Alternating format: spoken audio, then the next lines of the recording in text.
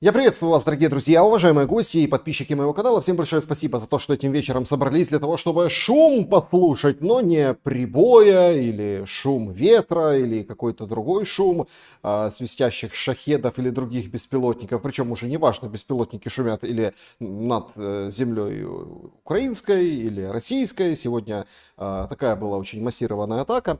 А шум информационный. Вот то, о чем нужно и стоит, по моему глубокому убеждению, сегодня пошумейте в комментариях и везде. Это проект, который нацелен на то, чтобы мы понимали, что происходит, к чему мы идем и чего ждать в будущем. Спасибо большое, что разделяете вот этот взгляд на информационную картину дня или дней, или с разной периодичностью выходит шум в последнее время.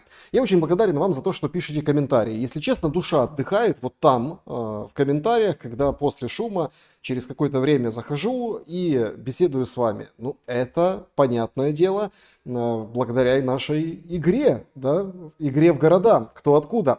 Прежде чем буду говорить и в очередной раз как бы расцветать душа будет от того, какая необыкновенная, необъятная и большая география нашего с вами общения, скажу два слова, что QR-код возле меня на экране, это возможность ворваться со своим мнением, текстом, мыслью непосредственно на экран во время эфира. Также, уважаемые друзья, собираю ваши вопросы в клубе зрителей, частном клубе зрителей в телеграм-канале. Оттуда прозвучат вопросы и будем общаться с чатом трансляции. Все как всегда. Ну, а что касается чата трансляции, то вот здесь что ни на есть долгожданная, да, вот это вот замечательная игра в города. Пишите кто откуда. Ох, тут географище, Воркута, Воркута, Воркута. Ну, хватит ворковать, Воркута. Севастополь с нами. С нами Нарния, Москва, Запорожье, Одесса, Севастополь снова, Люксембург, Псков, Магадан, Луганск смотрит с большим уважением к землякам. Багман, спасибо вам большое. Донецк тоже на связи, Львов, Чехия, Брест с нами, Осетия, Мозырь, Ташкент тут, Черкассы, Уганда. Это не новая география, это не новый глобус Украины, который переиначили в очередной раз вместе с брошенными памятниками и сожженными книжками. Это так люди реагируют и пишут, что на самом деле они в Черкассах, но поменяли страну в Ютубе на Уганду. Ханты-Мансийск, много, кстати, украинцев там. Привет, Александр с Воронежа, и вам тоже большой привет. Мариуполь, Афганистан. Вы серьезно? Афганистан? Ну, Афганистан так Афганистан. Геметюбе. Вообще не понимаю, где это, но спасибо большое. Бердянск, Кишинев, Харьков, София. Причем пишет Елена, что София. Это болгарская столица. Аберхаузен, Орел. Москва, Химки. Спасибо, что уточнили. Тамбов, Грозный, смотрим вас. Спасибо, Идрис. Мы стараемся. Канарские острова. На Канарах, Ростов-на-Дону, Южный Урал, Челябинск, Литва, Кострома, Юпитер, значит, Ростов, Мурманск, Энергодар, Алматы, Гондурас, ну, Гондурас так Гондурас, Макеевка с нами, Феррара, потрясающе, дорогие друзья. Давайте по поводу опроса сегодняшнего. Многие говорят, ну что это за опрос, ну что это... Узнаем позже, пошумим по этому поводу. По-моему, очень важный опрос на самом деле.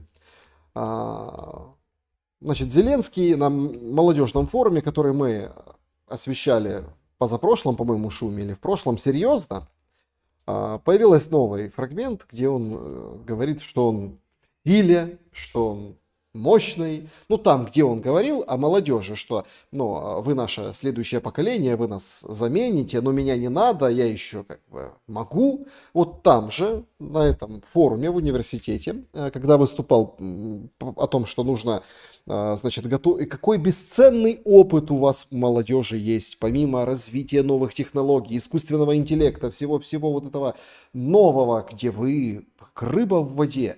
у вас еще есть опыт войны, но в плане безбарьерности, преодоления тяжелых ситуаций. Это, конечно, не хвалит войну, но тем не менее, вообще уникальная страна Украина. Ну, вот так вот он преподносил. И там сказал, что он подтягивается. Говорит, мне 47, ну 47 я не подтянусь, а вот там 12-15 подтянусь. Вопрос, сколько раз вы подтягиваетесь? Как Зеленский, 12-15. Больше Зеленского, меньше Зеленского. Или я отжимаюсь и приседаю из-за Зеленского. Понятно, что отжимаюсь и приседаю, это больше так не к физкультуре относится, а к положению дел, в которое вогнал Зеленский. Поэтому голосуйте. В общем, как хотите отвечайте, или прямо, или косвенно на этот вопрос. В конце подведем итоги, ну и, конечно, покажем Зеленского, так сказать, по всей красе. Но начнем, пожалуй, сегодняшний наш разговор и наш шум не с Зеленского, а начнем с темы, которая вот нам обрисовывает определенную перспективу. И сейчас очень радуются все те, кто, ну, там и есть поводы, те, кто предрекал, что мирного трека не будет, не светит, и вообще не говорите, не заикайтесь. Есть там такое выражение, вы там миру-мирцы, вы там за все хорошее против всего плохого, а где же ваш Трамп, почему никак ни на кого не надавил, ни на Зеленского, ни на украинскую политическую систему. Действительно, обострение по всем фронтам. Сегодня в Москву летели дроны, летели по всей России, есть кадры объективного контроля, попадание там, в завод пытались попасть Рязанский, есть другой завод, есть... Просто большинство, конечно, цифры называют неимоверные. Там 650, 640, что-то такое. Вообще за двое суток. 400 за сутки отчиталась Минобороны Российской Федерации, что сбили дронов украинских на территории России. Понятное дело, что не прекращаются удары и по территории Украины. Страдал сегодня Карпивницкий, то есть идет вот такой размен. Фон не лучший для, так сказать, переговоров, перемирия. Но тем не менее, это как бы отдельно, а то отдельно. Причем примечательно, что как бы такая вот достаточно интересная игра вырисовывается офиса президента в том плане, что он Зеленский, он офис, в общем, принимают вот такую, вот Зеленский делает заявление и такое достаточно потужное, говорит, значит, мы готовим для следующего раунда. Ну, пока еще непонятно, то ли Ватикан, то ли Швейцария, то ли Стамбул, вот этой раунда встречи переговорных групп, готовим мощные военные аргументы. Это сегодня заявил Зеленский. Мощные военные аргументы. Параллельно с вот этими военными аргументами сегодня прям такая была, ну, достаточно... важная, я бы сказал, история, такая немножко даже тревожащая, интрига своеобразная по поводу обмена пленными. Значит, вот Ермак публикует, Зеленский публикует. Сегодня было совещание у президента по поводу подготовки обмена пленными. Значит, договорились про 1000 наших людей с российского плена. В общем, это результат встречи в Турции. Работаем, чтобы был результат обеспечен. Без этого дальнейшее движение невозможно. Достаточно угрожающе звучит. В каком плане? Ермак, когда это публикует, он... В общем, как дело было? Да? Россияне передали 1000 человек списка. Да? Украинцы не передавали несколько часов, потом в конце уже, после совещаний и разного рода перетасовок, передали в ответ. Ермак сразу ставит обмен как определенный ультиматум. Мол, смотрите, обмен, а потом все остальное. Вот будет обмен, вот тогда. Ну, вот так. Хорошо, обмен пройдет, потом следующий раунд. Это четкая ультимативная позиция. Перебирали списки, Зеленский пишет в том же Телеграме о том, что прям над каждой фамилией работали. И от этого очень много разных, скажем так, вещей. Буквально там несколько часов назад у меня в прямом эфире Дмитрук вообще выдал интересную информацию, говорит, там за деньги обменивают. Очень странная информация, потому что легко перепроверяется. Вряд ли люди, которые там заплатили определенные деньги, да, большие деньги, он называл сумму $30 000 за человека, они бы ну, наверное, об этом всплыло каким-то образом. Или настолько они под таким грифом секретно, что непонятно. У нас Юсов занимается координационными действиями, это представитель ГУР. С той стороны озвучивал о передаче 1000 человек списка Песков. И, в общем, это все на фоне летящих беспилотников и обострения на передовой. И очень таких сильных, мощных заявлений. Но не все так гладко. И вот буквально последний на сегодня, это было примерно 6 вечера, пост Ермака, что по поводу обмена 1000 на 1000 Украина сделала свою часть подготовительной работы. Россия должна ускориться с этим.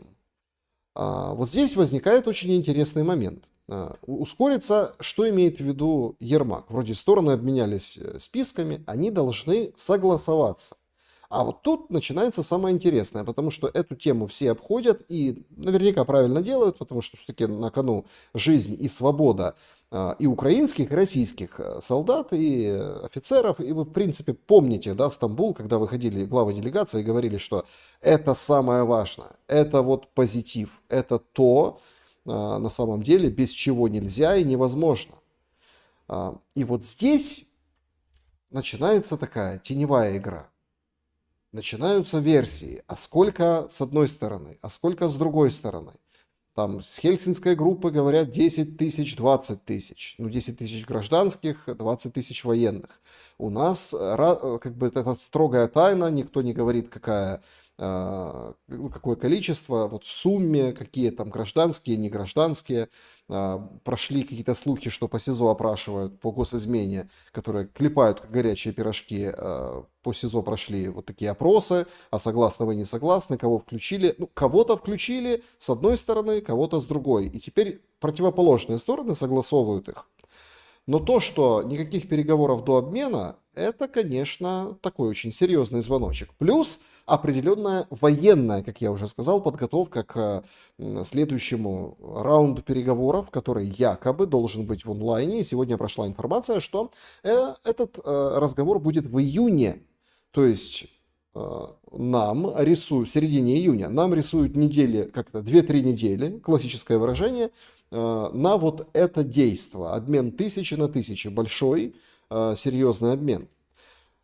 Он ужасный, потому что сегодня Путин, проводя очередное совещание, у него была там позавчера поездка в Курск, причем интересно, что эту тему, вот тоже, тут тоже нужно понимать, как работают пиарщики офиса президента и Кремля, да? Офис президента пиарится на вот этом вот нет, вот это, а потом то. И все такое ощущение делают вид, что забыли.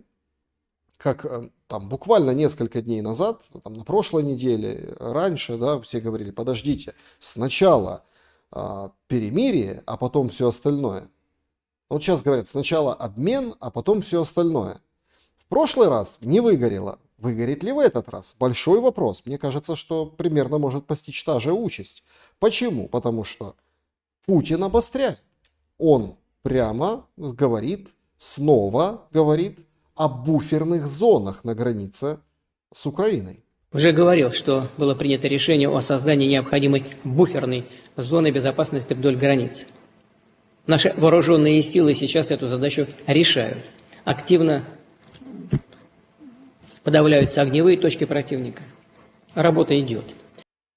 Значит, в чем смысл вот этого заявления? А это тоже военное обеспечение переговоров. То есть буферную зону на переговорах не обсуждают. Буферную зону добиваются. Угроза Харькова, угрозу Сумам, конечно, это все, понятное дело, включает этот процесс. Но по поводу пиара, да, я сейчас продолжу эту мысль. Тут очень важный нюанс. Это все параллельным курсом сопровождает мирный трек, что в принципе является достаточно противоречивой историей. МИД, буквально перед нашим вот сегодняшним шумом, спикер Тихий, МИД Украины, выходит и говорит, что вот смотрите, Путин срывает любые мирные инициативы. Заявление предсказуемое, но зачем оно нужно Путину? Потому что Путин играет политическую карту помощи, поддержки, восстановления. То есть общий тренд – это тренд на восстановление и безопасность. Совещание в Курске. И даже вот такие, казалось бы, невиданные элементы. Я подобный пиар что-то помню, но достаточно давно. Но со стороны Путина в сложившейся ситуации, извините, но это выглядит очень интересно. Значит, он звонит в пострадавшему от удара украинского дрона в одном из районов приграничья. Николай Ильич, поправляйтесь. Да. Я еще справлюсь у врачей, как там ваши дела. Хорошо? Вот. Обнимаю вас. Всего доброго. До свидания. Всем коллегам передавайте самые наилучшие пожелания. То есть обычный человек, да, там попал, ну, в возрасте человек, вроде как пишут, он попадает в больницу, пострадал от удара украинского дрона, а ему звонит лично Путин. Говорит, и обнимаю, и спрошу, еще справлюсь в больнице, как там что, чтобы нормально за вами следить. То есть вот это вот схема классического пиара. Вот такого, да, классическое там построение, и целый Путин позвонил вот прям с кабинета, под камеры, вот это вот такой момент. Момент очень интересный, потому что подобных вещей, вот я хочу просто, не знаю, я вот так думаю, мне так кажется, что подобного будет много и с украинской стороны. Не только потому, что они там ходят след вслед по пиару, а еще и потому, что общий тренд идет к людям, к восстановлению, но это вот в России. А Украина будет догонять этот тренд. И вот этот вот разговор целого верховного главнокомандующего с жителем приграничья, я думаю, что он не просто так. Это, с одной стороны, мотивация отодвигать эту буферную зону. Уже расписали, что это Сумская, Черниговская, Харьковская области. То есть вот север будут идти вперед и на какое-то количество километров заходить. Но тут же момент параллельно и сопряженный с какими-то мирными инициативами. Забота о людях, выплаты, там, реконструкция и так далее, и так далее, и так далее. В Украине это пока что вот только на словах по поводу реконструкции, особенно то, что касается в приграничье. Вообще, что касается приграничья, с украинской стороны очень тяжелая ситуация. Я думаю, что этот тренд, к нему надо будет дольше идти. Ну, там, заботе о людях и так далее. Тренд сохраняется в Украине прежний. Вот. Мода остается прежней. Это виновата Россия, Россия должна платить, вот, России должно быть дорого. Даже условный вот материал, очень короткий репортаж, недавно обстреляли Константиновку. Константиновкой сжимаются сейчас клещи по фронту, но они как бы растут, они не сжимаются, они растут и будут обволакивать, судя по всему, по направлению движения, будет окружение Константиновки, к этому, по крайней мере, готовятся на фронте, на этом направлении вооруженные силы Российской Федерации. И параллельно с этим украинский там, филиал Суспильного делает вот такой короткий материал. Сами видите, какое освобождение. Значит, сами встречают, ну, камера, да, и мужчина на велосипеде в спецовке, Константиновка, говорит, сами видите, какое освобождение. Освобождение людей от города. Освободили людей от города.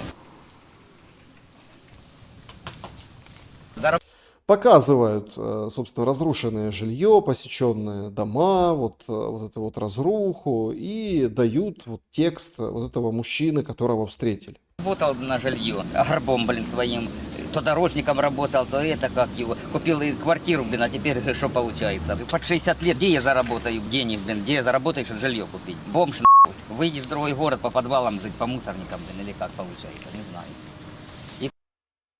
То есть... Здесь очень важен фокус на проблеме. Смотрите, злой Путин, да, Константиновка, прифронтовой город, освобождает Константиновку, по его мнению, этого мужчину от своего жилья. Чисто по-человечески этот мужчина прав. Журналисты допустили большую ошибку, что вот так вот построили этот материал. Но они делают это в своих определенных целях. Да. Другой бы не вышел материал в условиях украинских реалиях. Но тут же, если глубже копнуть, здесь же поднимается целый пласт вот этих вот переселения, эвакуации. Мол, а куда идти? Куда идти, говорит мужчина. Я уже не заработаю себе на жилье. Молиться Богу только, чтобы там не разрушило и не сгорело все. И этот мужчина будет оставаться. Тут оставаться не останется. Ну и тут 21 числа Россия трижды атаковала город, беспилотники, ФАБы, реактивные системы огня. Это вот сообщили в местной власти. Значит, ранило тогда 5 человек и повредило несколько десятков зданий. Ну и вот такие, как бы такие натюрморты. Вот так вот, да. В принципе, пытаются рассказать нам об вот этих зонах прифронтовых, зонах ужаса и трагедий. Потому что нужно понимать, апеллируя к заявлению Путина, что эта зона будет идти дальше. И тут возникает уже момент. Буферная зона или оккупированная, ну то есть ту, которую забирает себе условно Российская Федерация с какими-то во многом, как, например, там по Лисичанску, Северодонецку, хотя какие-то проекты есть, стройки, но во многом такую очень слабую надежду, да, для, вот, например, вот этого мужчины в спецовке с велосипедом на то, что будет хоть какое-то жилье. В отношении Украины надежды такой нет, потому что ему единственное, что может предложить вот этому мужчине под 60 лет государство Украины, это кредит. И когда вот это вот показывают Константиновку, которую обходят с двух сторон, по карте это видно прекрасно, ему нужно или умирать, или там чем-то, если получится, запасаться и оставаться, чтобы получить какую-то надежду, или ехать бомжевать без крыши над головой, внимание, до конца своих дней. Почему? Потому что своего жилья у него уже никогда не будет, поэтому люди остаются на территориях. Государство им ничего не дает, они пытаются сохранить свое. То, что они купили не при Зеленском, не при Порошенко, то, что, возможно, в наследство осталось, но они не могут заработать себе на новое жилье. Но есть другой взгляд на вот этот процесс. То есть, понимаем, разница. Буферная зона. Это, я так понимаю, никто там не живет, да, то есть там нет жизни. И вот территория, которая вот оккупируется, переходит под контроль Российской Федерации. Ну или, да, вот как мужчина выражался, освобождают город от людей. И эта территория будет расширяться. Но спустя, ну слушайте, такое продолжительное время украинцам рассказывают другое. Примерно в похожих тонах, как вот этот телеканал «Общественный». Вот история бахмутчанина. Я родился и вырос в Бахмуте. Мой город сопротивлялся Москве еще со времен казацких восстаний. Город сопротивлялся Москве со времен казацких восстаний. Ребята, вы не ослышались.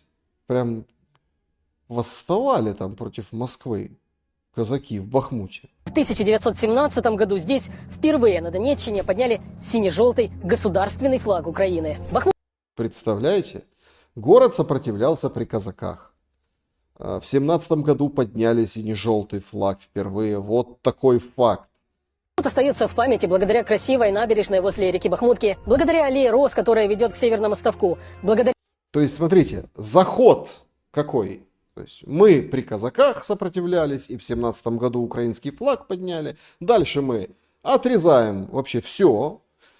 Кто поднимал флаг, да, в Бахмуте. И казаки как сопротивлялись, да. Вообще Бахмут, ну, казацкая, да. Ну, там есть определенные казацкие поселения, но нет, казаки, город у нас был город сопротивления Москве.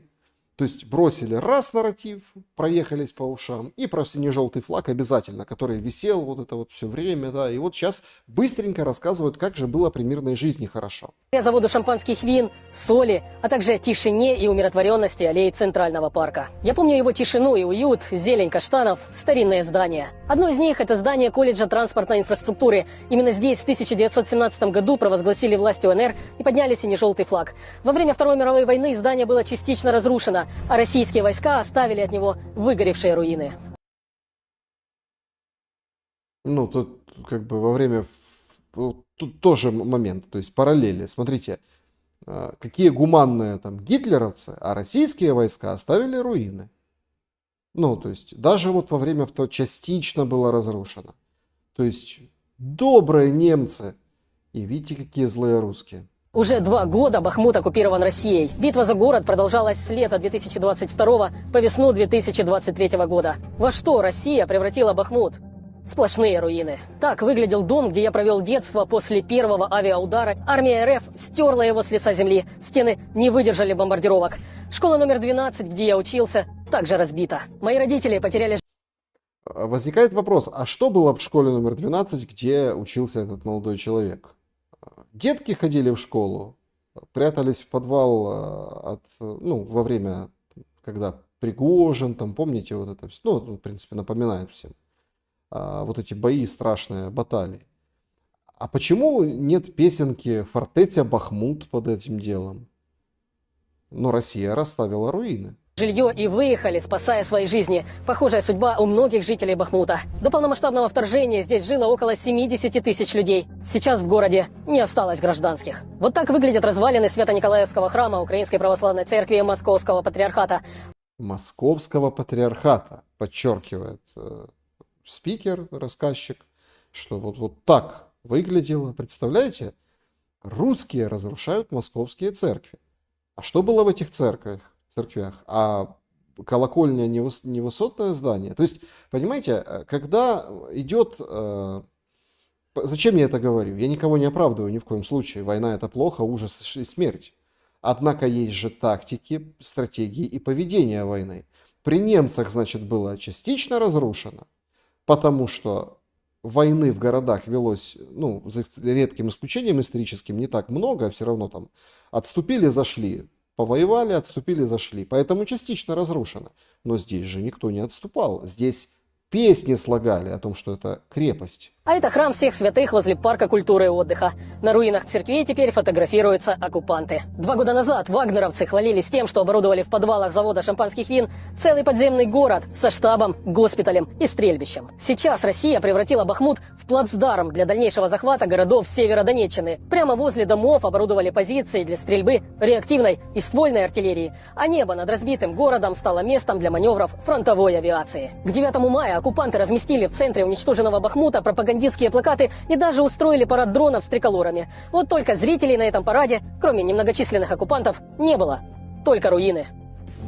Ну, то есть получается, что вот эти плакаты повесили для солдат, это все как бы сами для себя.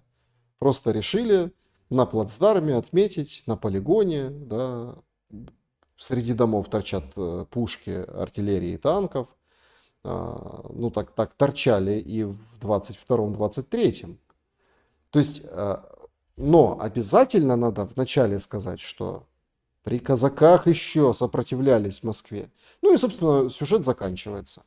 Какое впечатление у вас от сюжета? Напишите, пожалуйста, в комментариях. Очень интересно посмотреть, как подискутируете между собой, что думаете по этому поводу. Вот как все, собственно, подается. И зачем я это демонстрирую?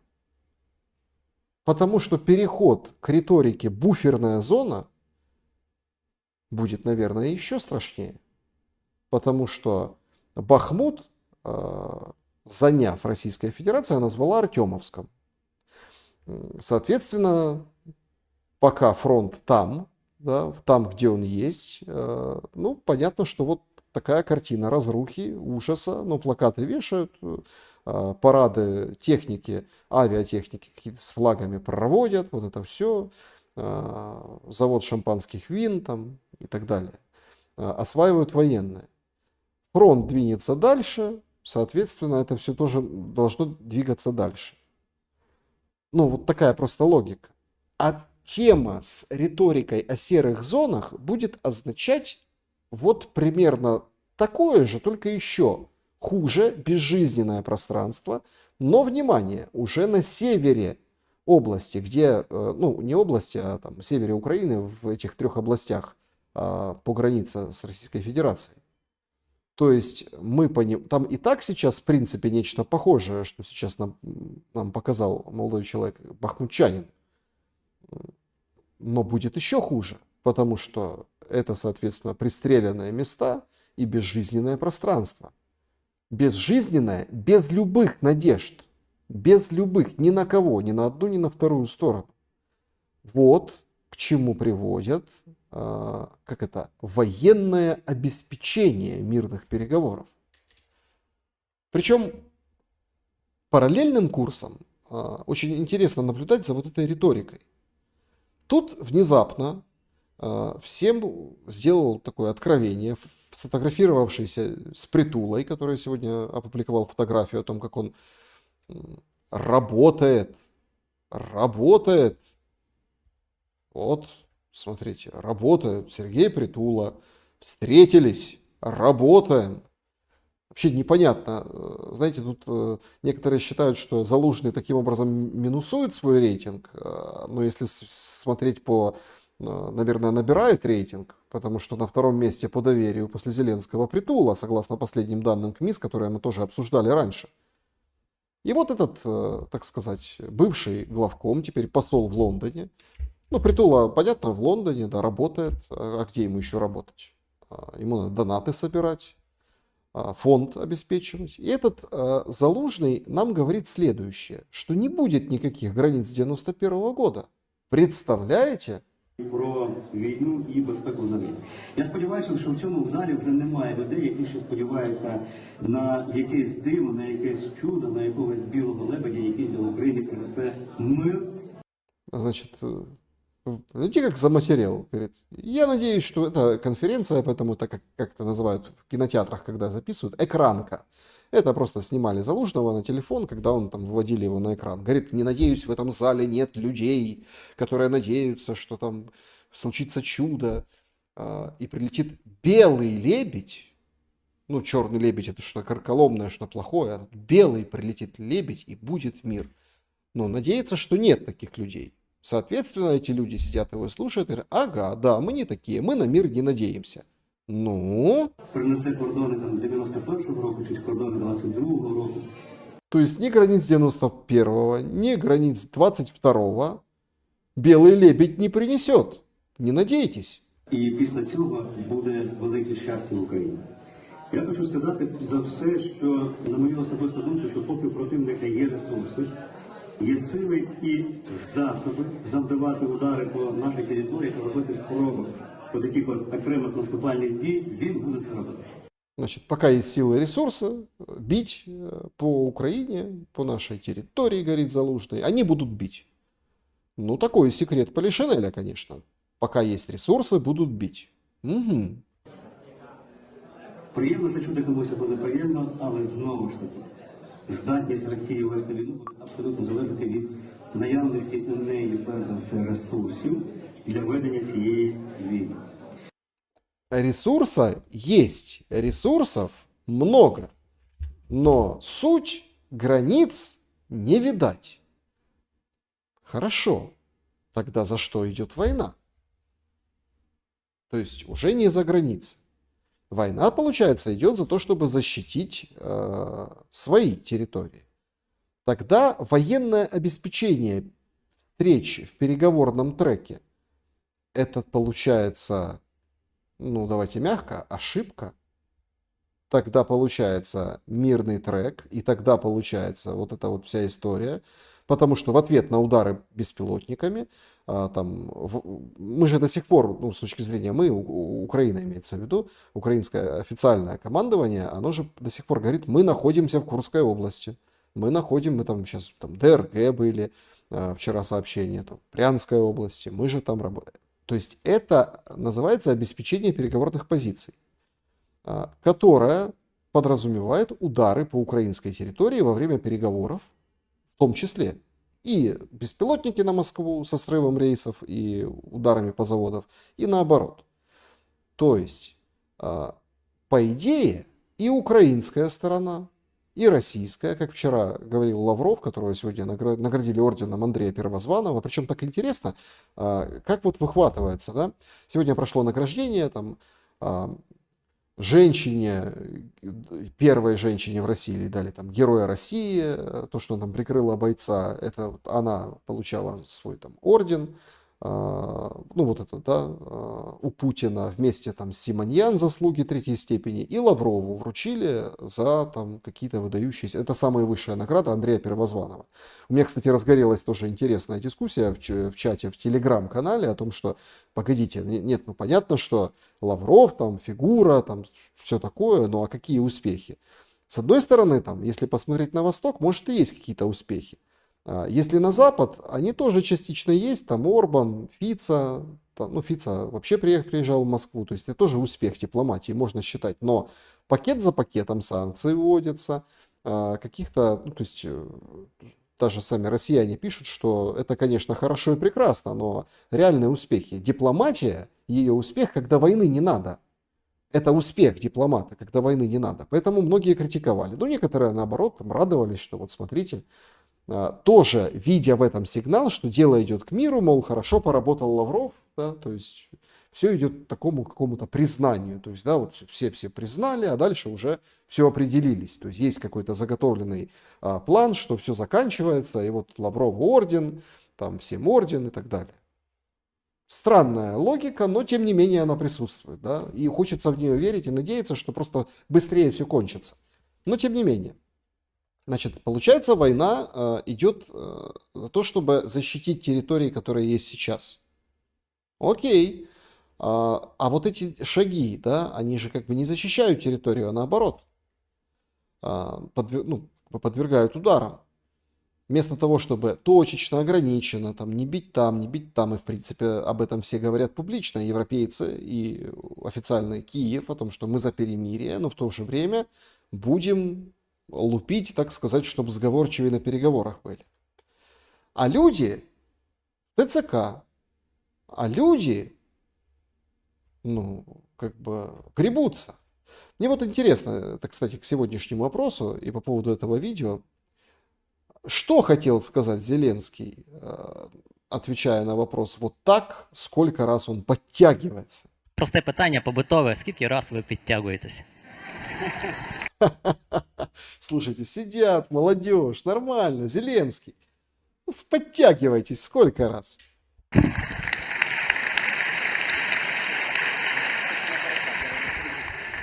Это минуты счастья или секунды счастья. Представляете, зал, аплодисменты. Весело. Заиграла где-то там в глубине души кварталовское нутро. Де я просто дивлюсь, щоб не сказали, що я брешу. Ну нема де. Ну ладно. Это он хотел показать. Показать. Чтобы вы не думали, что я вру. Я сейчас покажу. Представляете, как классно. Форум, там молодежь, в этом вузе мероприятие, да? А он сейчас есть тут где, не прибито нигде ничего. Сейчас я дам джазу. Санитарные зоны, трудности с обменом пленных, люди, которые не уезжают, потому что некуда, потому что они все, что у них есть, это вот эта квартира, дай бог, чтобы не прилетел снаряд. Дроновые атаки обоюдные, ракеты, которые летят по Украине. Где тут подтянуться? Где? Ну, я скажу чесно. Підтягуюсь я менше, ніж ви. Ну, это он так, наверное, оценил человека, наверное, какой-то там мускулистый или какой-то подтянутый шибко человек у него спрашивает. Наверное, да, там, если это университет с института физкультуры какой-то, наверное, студент задал умный вопрос. Сколько подтягиваешься? Меньше, чем ты. Всем так понравился ответ, все смеются, какая атмосфера. Прочувствуйте. Я просто знаю, як ви підтягуєтесь, да. Ну, я думаю, що Мені 47 років. Ну, 47 не зможу. Ну, раз 12-15, напевно, зможу.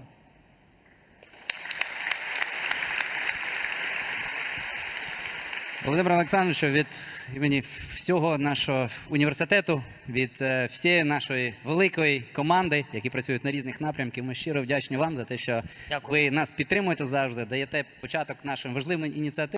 И вот так вот, и вот это вот все, там расшаркаться надо, поклониться, надо вот это все. Слушайте, 12-15 раз нормальный норматив. Можно прям в ТЦК. Здоровьем пышит. Эх, подтянусь пойду, где показать. Спасибо вам, что нас поддерживаете. І знайшли навіть час в сьогоднішньому складному розкладі відвідати і дати нам новий потужний імпульс для нових звершень і нових проєктів. Дякую дуже. Ще раз вітаю. Дуже приємно. Ну, 4 по 12. 4 по 12. 4 раза по 12 я смогу. А? Потужный импульс дает, понимаете? Такое ощущение, что это вообще какая-то другая страна. Да, когда видишь вот эти кадры. С потужным импульсом, 4 раза по 12, 4 подхода к турнику. Вот такой у нас президент, представляете? Будьте как президент, будьте как Зеленский. И вообще, вот этот ведущий панели, который там, ну, как бы, да, вот вопросы там и так далее, вот там, положил микрофон и давай, давай, давай. Рукошлепки, как сказал бы друг лысый Зеленского по кварталу, тоже луганчанин, кстати. А как люди в ТЦК приходят, да? Они могут подтянуться сколько там раз? 12, 15? Нет, ну те, которые быстро бегают и смогли убежать, вряд ли смогут. Да? Те, которые смогут отбиться, вряд ли смогут. Как вот эти люди? Вот рассуждение военных. Очень интересное рассуждение. Это прям тоже такой посыл. Ну, что получается, женщины сильнее. Они отбить от ТЦК могут. И вообще женщины лучше. Ну, в общем, вот это вот как бы рассуждение, это вот рассуждение о том, как продолжать войну, да, что каждый мужчина, вот надо ж равняться на президента, на Зеленского. Вот рассуждение дроновода очередного. Якщо хтось із чоловіків до них, враховуючи все, що в нашій країні відбувалось, да, скільки в нас загинуло дітей і людей, і все те, що твориться кожного дня. Якщо хтось з мужиків ще не зрозумів, що треба вставати не треба, а там хтось там каже, ой, я жду, ну там, свій дом охранять, як некоторі кажуть, да? Це все. Значит, мужики говорят, я вот жду, когда там я буду свой дом охранять, не поеду там никуда. Не, это все. Нет. Його треба стримувати там, де він є, і звідти його виганять. От якщо хтось з мужиків ще не зрозумів, тоді ну, яка мотивація може бути? Людина повинна, громадянин України, чоловічої статі, йому, коли він навчається в школі, йому дають приписне. Угу. То есть, какая мотивация может быть? Ты учился в школе, тебе дали приписное. Що в разі чого він стане на захист своєї батьківщини. Кожний в дитинстві комусь там розказує, що захисник майбутнє, да, там. Якщо вони ще не прийшли в армію, то яка в них може бути мотивація? Вони повинні це робити осознанно. Не треба їх нічим мотивувати. Мотивація є це захистити свою батьківщину. Все. То есть, вопрос задают ему про мотивацию, говорит, ну да какая, не надо никакой мотивации. Это тихонько готовят о том, что там сейчас же колоссальная проблема с деньгами, о них поговорим дальше. То есть готовят потихоньку. Какая? Никакой мотивации. Будь как Зеленский, подтягивайся 4 раза, 4 подхода по 12. Вот давай, никакой мотивации не надо. Ты же тут тебе приписное дали, все, ты защитник. Це навіть не фінанси. У мене є хлопці, які, я ж говорю, які служать, які мали хороші зарплати, хороші роботи. Вони все це закінчили і знаходять бізнесмени, які нормально заробляли, в яких були можливості виїхати з України і шикарно жити. Ні один з них... Он говорит, у меня были ребята, бизнесмены, классно жили, богатые, могли вообще там уехать. Уехать это, наверное, имел в виду заплатить ТЦКшникам или на границе, чтобы уехать. Ну, порядки такие, нормальные бобры, хорошо зарабатывали, а нет. А где они были, а где сейчас? Вже має поранення, і багато таких вже нема в живих хлопців. Тому мотивувати, ну, для мене мотивувати чоловіка, ну, він должен це розуміти. Понимать что? Что какой-то, как опять-таки утверждает Драновод, кстати, там были крупные планы с очень интересно выстриженной бровей, очень интересно, елочкой, бровь, елочка. То есть это не просто, там, когда вот все говорят барбершопная. Ну вот, я не знаю, вы бы себе бровь выстригли, мужики, если кто смотрит, там, я знаю, это с 50 на 50, или там чуть-чуть больше мужчин, чуть меньше женщин, ну, там, по статистике, это аналитика канала. Ну, вот, мало того, что, понятно, тут все там, все побрито, стрижечка, все, ну, на интервью к такой-то красотке-журналистке пришел. А бровь надо вот елочкой выстригать? Зачем мотивировать? Ну, вот лучшая мотивация, смотри, какой был богатый, прикрученный бизнесмен какой-то хороший. Деньги были, мог уехать, а он сейчас в земле. Вот это тебе мотивация. На превеликий жаль, я скажу, що зараз в 25-му році у нас в жінок більше мотивації, ніж чоловіків. Десь щось в цьому світі пішло не так. Что-то пошло не так в этом мире. У женщин больше мотивации, чем у мужчин. Представляете? У женщин. Мягко намекая о том, что как бы и женщины чего? Гляньте, какие мощные, отбивают мужиков. Нормально. Надо защищать страну, надо брать, садиться, ехать, вот это все. Вот. Такие разговоры разговаривают. Вообще это, конечно, очень сложно. Да, вот вообще слушать, вот дискутировать с этим. Но для тех, кому сложно, есть прям целый, от одного из оперативных командований Украины, прям целый проект. То есть вот надо же как-то работать, родину защищать.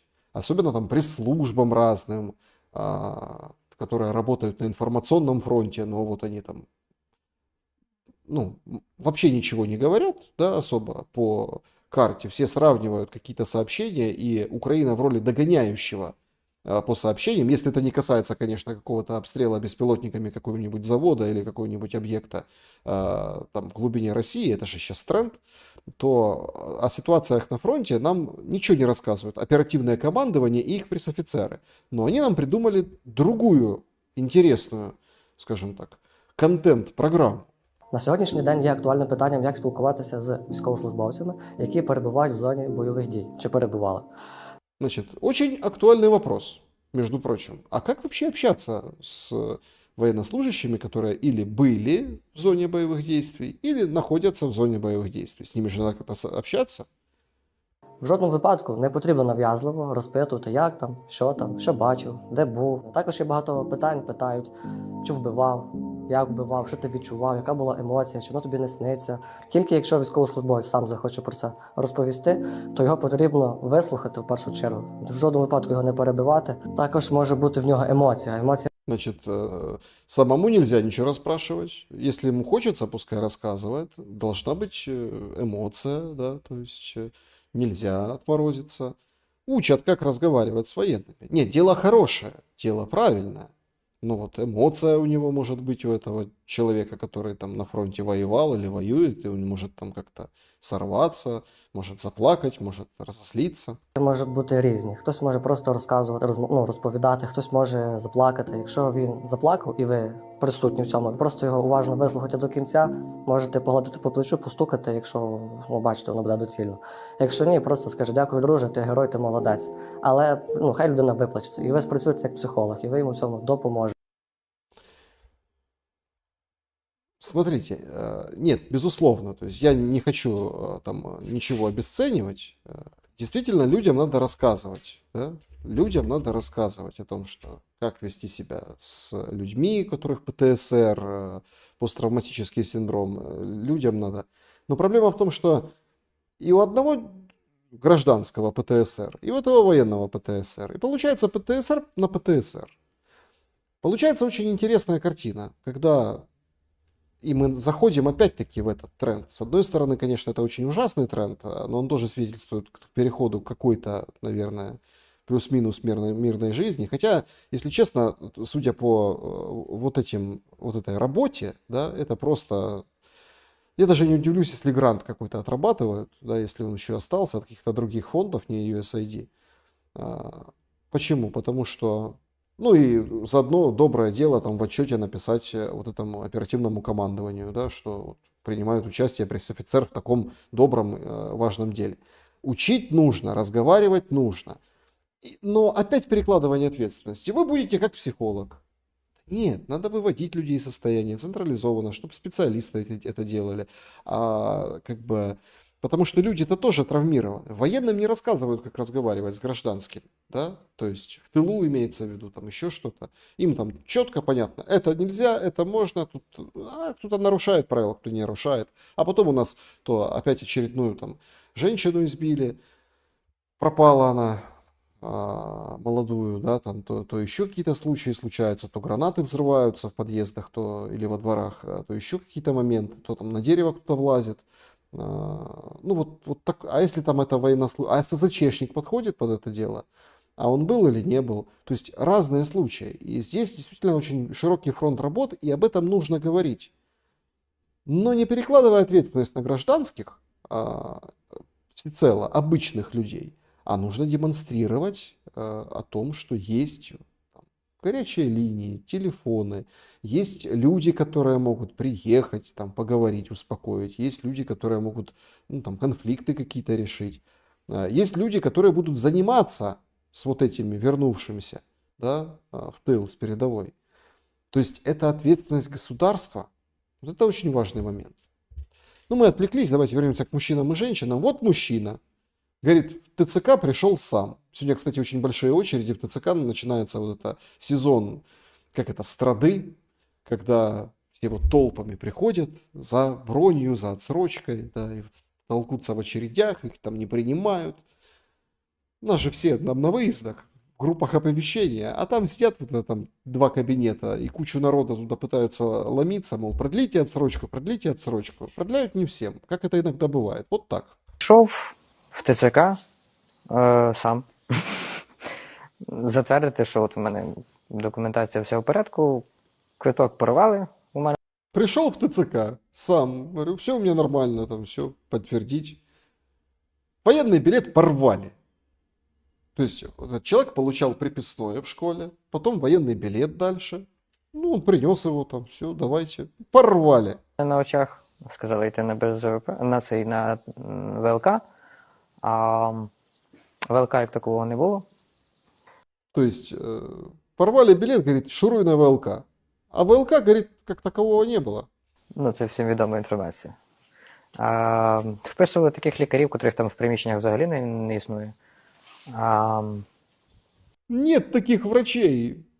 Нет таких. Написано там кто-то, не знаю, там, ну там, например, там, окулист. Да? Нет окулиста.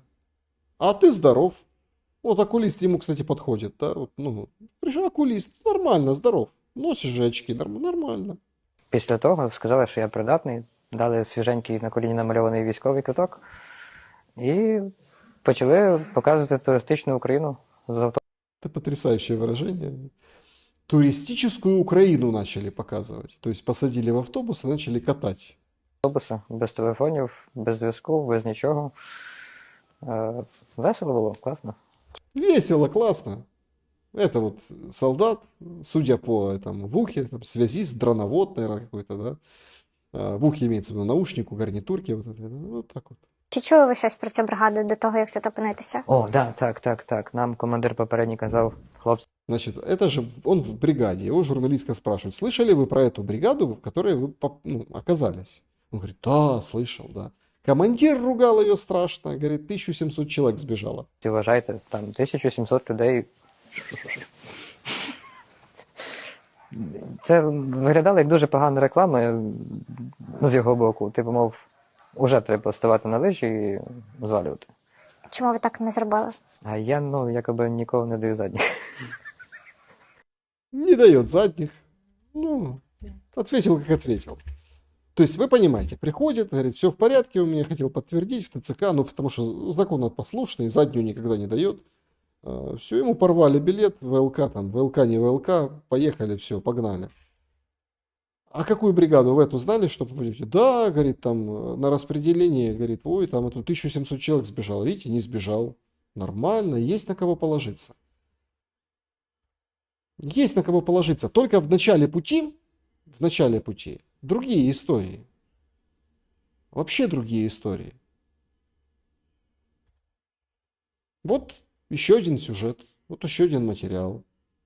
У Луцьку чоловіка затримали працівники ТЦК, а через тиждень його знайшли мертвим у річці в місті Миколаїв. Так Значит, новости местные. В Луцке задержали в ТЦК, а через неделю его нашли в речке в Николаеве.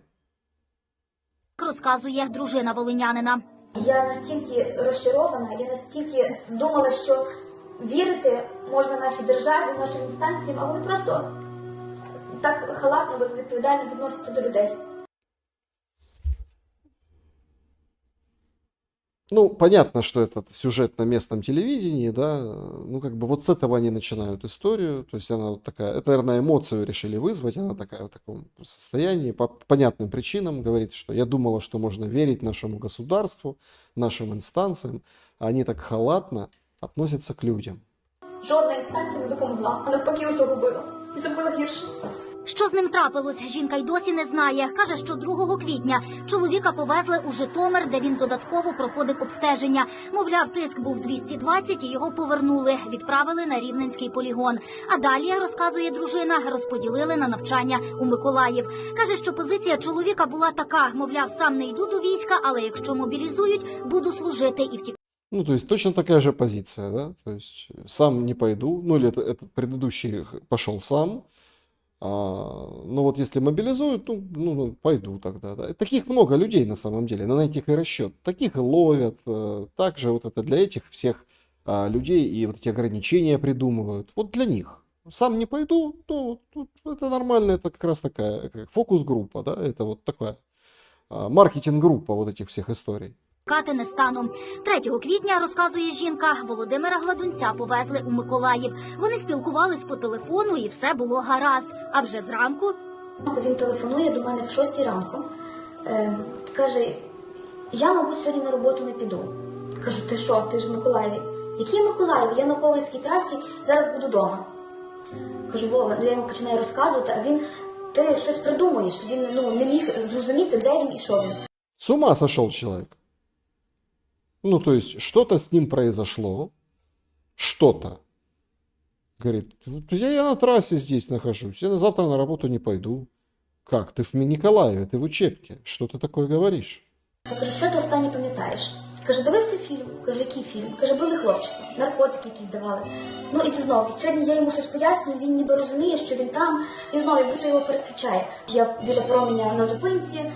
Рідні забили на сполох, передзвонили в поліцію. Правоохоронці знайшли Володимира, каже дружина. І додає, їй повідомили, що чисто одягнений, при ньому гроші, телефон, паспорт. Але він у дивному стані, мовляв, не орієнтувався у просторі, не розумів, де він.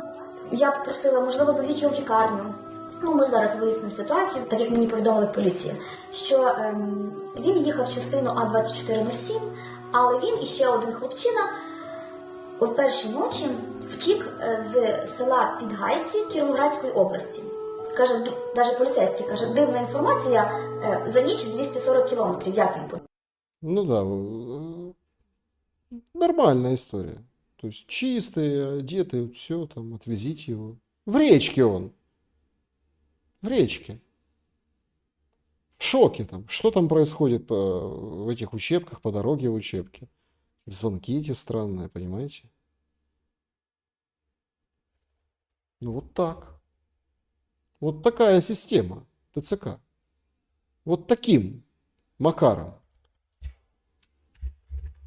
Ну и традиционно еще вот таким макаром. В Ужгороде сегодня распространили информацию о том, что ну вот так хотели, как это, вбить казацкий дух освободителя и добровольца в мужика, что он оказался весь избитый. Ужгород, вот, пожалуйста, вот, на больничной койке. Вот, в принципе, вот такая вот система. Вот так. Более того, там рядышком, ну не совсем рядышком, на западе тоже Украины, на Западной Украине, там вообще удивительная история. С ТЦКшниками ампутант с ТЦКшниками поспорил, Потому что борзели, забирали, ловили, хомутали. Вот так вот, эх. Вот так собака там бегает рядом. Вот так вот делает. Повідкормлювали животи тут і сидять. Сволочі. Як вам не соромно? Я телефона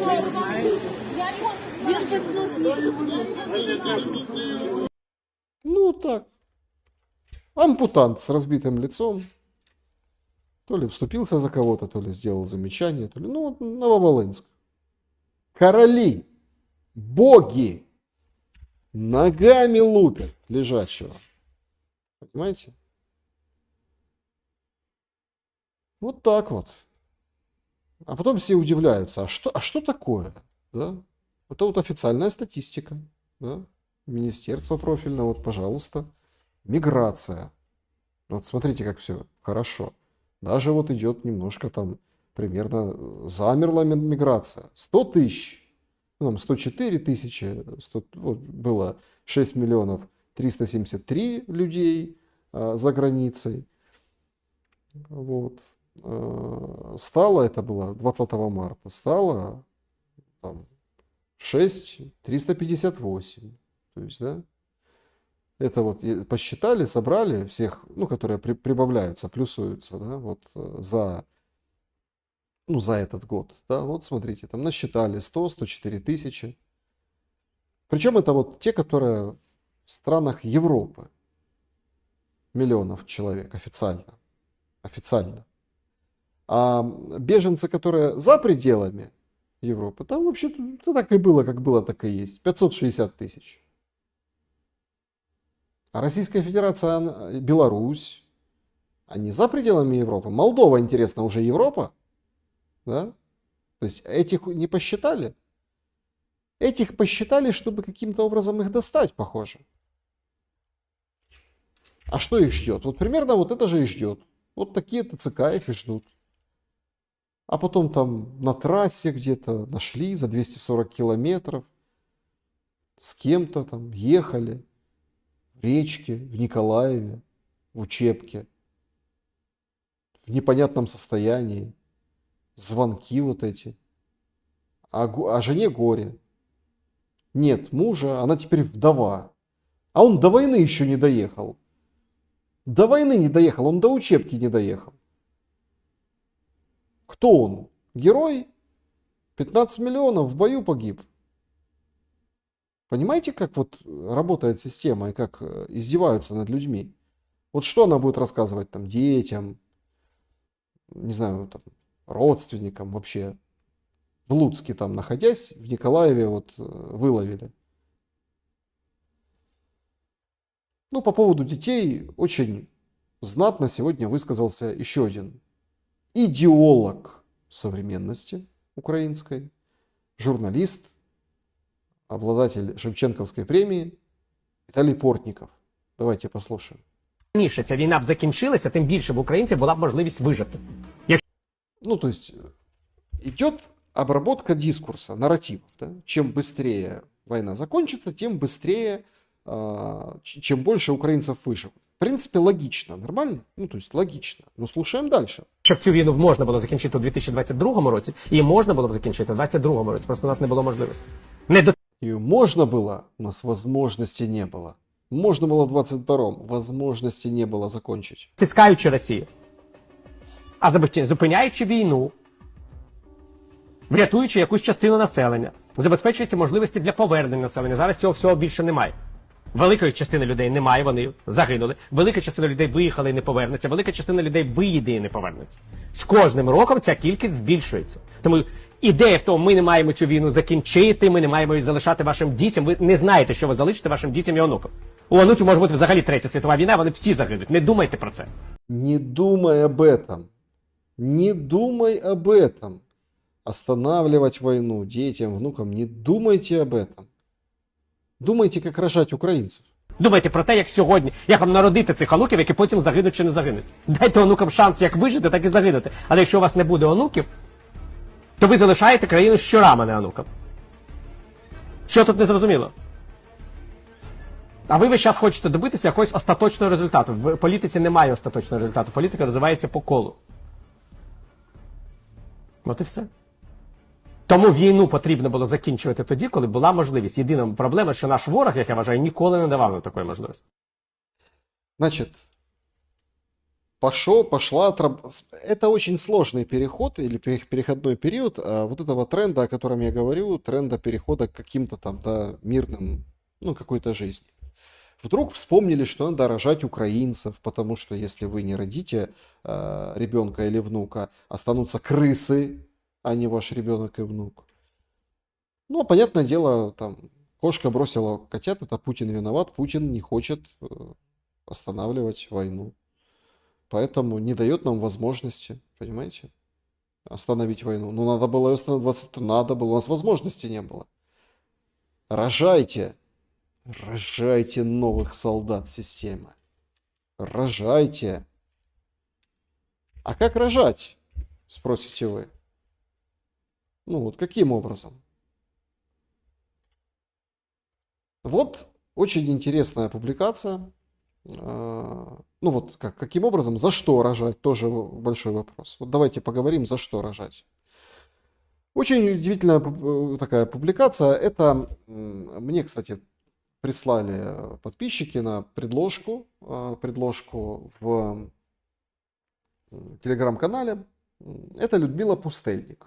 У нее есть свой сайт, журналистикой занимается, редакция, там, сайт Global Village Home. Это глобальное село или большое село, дом, да, то есть так переводится. Там аналитика, какие-то там мысли, такой полублог, такая редакционная история. И вышел материал, значит, у нее на этом сайте. Я, кстати, тоже получил эту информацию, но я не... Ну, смотрите, я вам об этом, кстати, когда-то говорил, что там есть люди, которые распространяют информацию, причем там их сложно проверить, они вроде как из-за границы, из Британии, британские журналисты, вроде как, да, ну там же тоже независимые, там журналистика есть, там даже если независимый журналист, а журналист, тоже они там рассылали, мне тоже попадали эти моменты. Выписка со счета Ермака, вот, выписка со счета, прям там, ну, скрин некий, да, там с айбаном, со всеми делами, то есть там 700 тысяч фунтов у него появилось, это вот по состоянию на март этого года. И, мол, вот такая вот как бы доказательство. Она публикует там очень аккуратный материал о том, что откуда, а что, а где, а как, пользуясь тем, что она там как СМИ, хоть электронная, но СМИ, она вот отправляет запрос, мол, смотрите, у него такие деньги появились, прокомментируйте, могут, не могут. Ей пришел ответ о том, что, собственно, ничего сказать не могут, это его личное дело, типа того, да. Но это правда, там Ермак, он же не, он хоть и все знает, хоть и всем руководит, его же вывели из официальных держателей, там вот этих гостайн, каких-то моментов, то есть это же не класс, это просто как бы... ну, так бы, сопровождающая Зеленского, да, надстройка, об этом, кстати, публиковали, зарплаты публиковали, и вот эти решения. Поэтому ей так и ответили. Но она это все выписала и опубликовала. Что она, значит, почему она стала там героем этой минутки, да, которую я уделяю в шуме, и почему я предлагаю пошуметь по этому поводу. Значит, она что сделала? Она вот опубликовала вот этот, да, скажем, скрин, который там гуляет, и пишет: есть Банковая. Несколько часов назад, 2 дня назад была попытка взломать редакционную почту сайта. Аналитика сразу показывает резкий рывок трафика публикации, возможный, или нет, британский счет Ермака в комментариях. Ну, это она оставляет в комментариях ссылку на свой сайт. 95% трафика на этот сайт с британским чеком, который она опубликовала, квартальная статистика поперла из Киева. Еще и центральной части, где очень много интересного расположено. Правительственный квартал, например, Конечно, это, наверное, совпадение и конспирология, но разве можно сомневаться в кристальной честности украинской власти? Или что там профессионалы работают? Выглядит, что впервые слышат, да, локализация IP-адреса, это дело, ну, вот, нескольких кликов. Если они им так эффективно шифруются, от врагов тоже так шифруются, ну к черту, как бы ближе к ночи об этом думать. Если что, то редакция работает исправно и так далее. То есть, о чем она говорит? Она опубликовала счет Ермака в британском банке. Там все честно, замазано, там без всего. Публиковала там эту фактуру, и ее начали как бы гасить, атаковать, да, сбивать там, да, с айпишников из центра Киева. То есть даже айпишники не поменяли, вот это начали атаковать, такая атака у нее была. Почты там, которые она получает с этого сайта. Она удивляется, что ж вы айпишники даже не сменили. Это вы так тоже с врагами работаете? В чем дело? Все прям сразу заинтересовались счетом Ермака на достаточно посредственном, непопулярном сайте, да, ну, к чести там, ну, редактора, конечно, ну, это там нет там сотен тысяч просмотров, на нее прям навалились. И эта история массовая. Да, колупались уже до мышей. До мышей.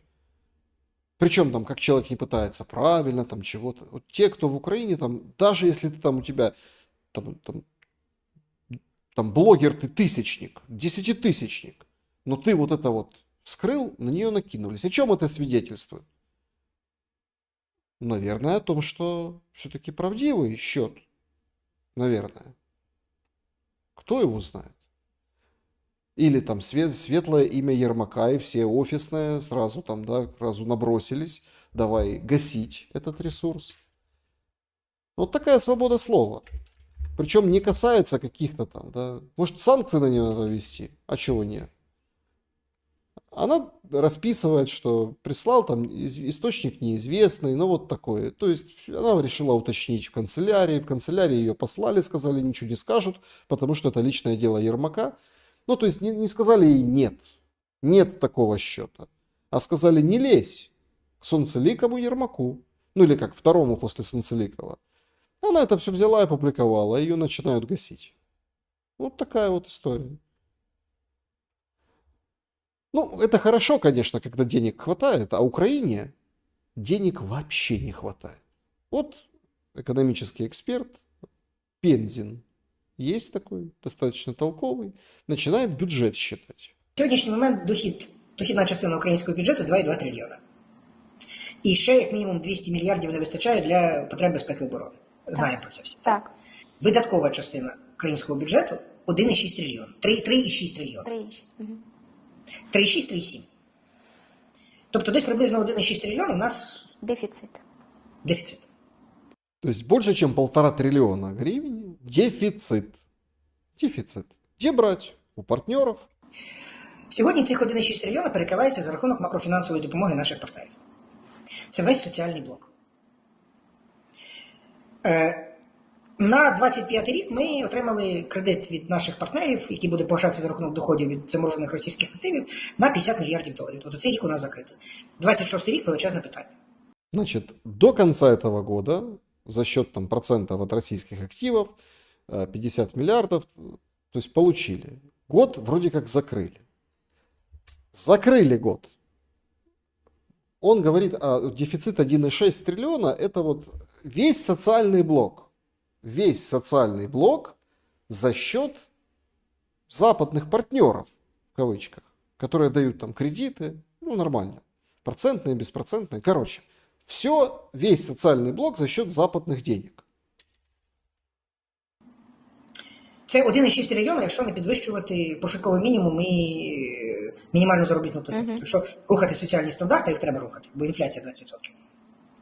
То есть тут же, ну, это эксперт, то есть инфляция 20%. Их надо как-то вот, то есть, но год закрыт вот настолько-то. Получается, что даже на силы обороны там 200 миллиардов дырка. Ми з вами будемо мати більші цифри. А звідки брати ті гроші? Якщо завтра раптом буде призупинка активної фази бойових дій, як ви думаєте, наші партнери нам будуть і далі лити гроші для макроекономічного фінансування? Думаю, що ні. Вони вже і так не дуже активно льють. Вони і так не дуже активні. Тобто у нас з вами рядом лишиться агресивний сусід, і тримати треба буде величезні збройні сили. І треба буде підтримувати, ну принаймні на тому рівні, який досягнути, може ще й більше, соціальний блок. Де брати гроші? Невыгодна остановка войны, это если коротко. А если разложить, смотрите, социальный блок, то есть зарплаты, пенсии, пособия, вот это все, то есть, ну, как жизнь государства, за счет западных партнеров. У кого-то еще есть вопросы, почему так много украинцев умирает? Потому что они тратятся на украинцев, западные партнеры. На войну легче отдается, чем на пенсии бабушкам и вот там выплаты какие-то, понимаете? То есть это если так разбираться уже дальше. До конца года худо-бедно вот так будет. На следующий год вообще ничего не понятно. Я встречал цифры, что условно, если там 34, ну или там 40, пускай будет 40 миллиардов, да, то есть 40 в этом году, то 17 в следующем. То есть падение там больше, чем в 2 раза. Вот этих ожидаемых поступлений.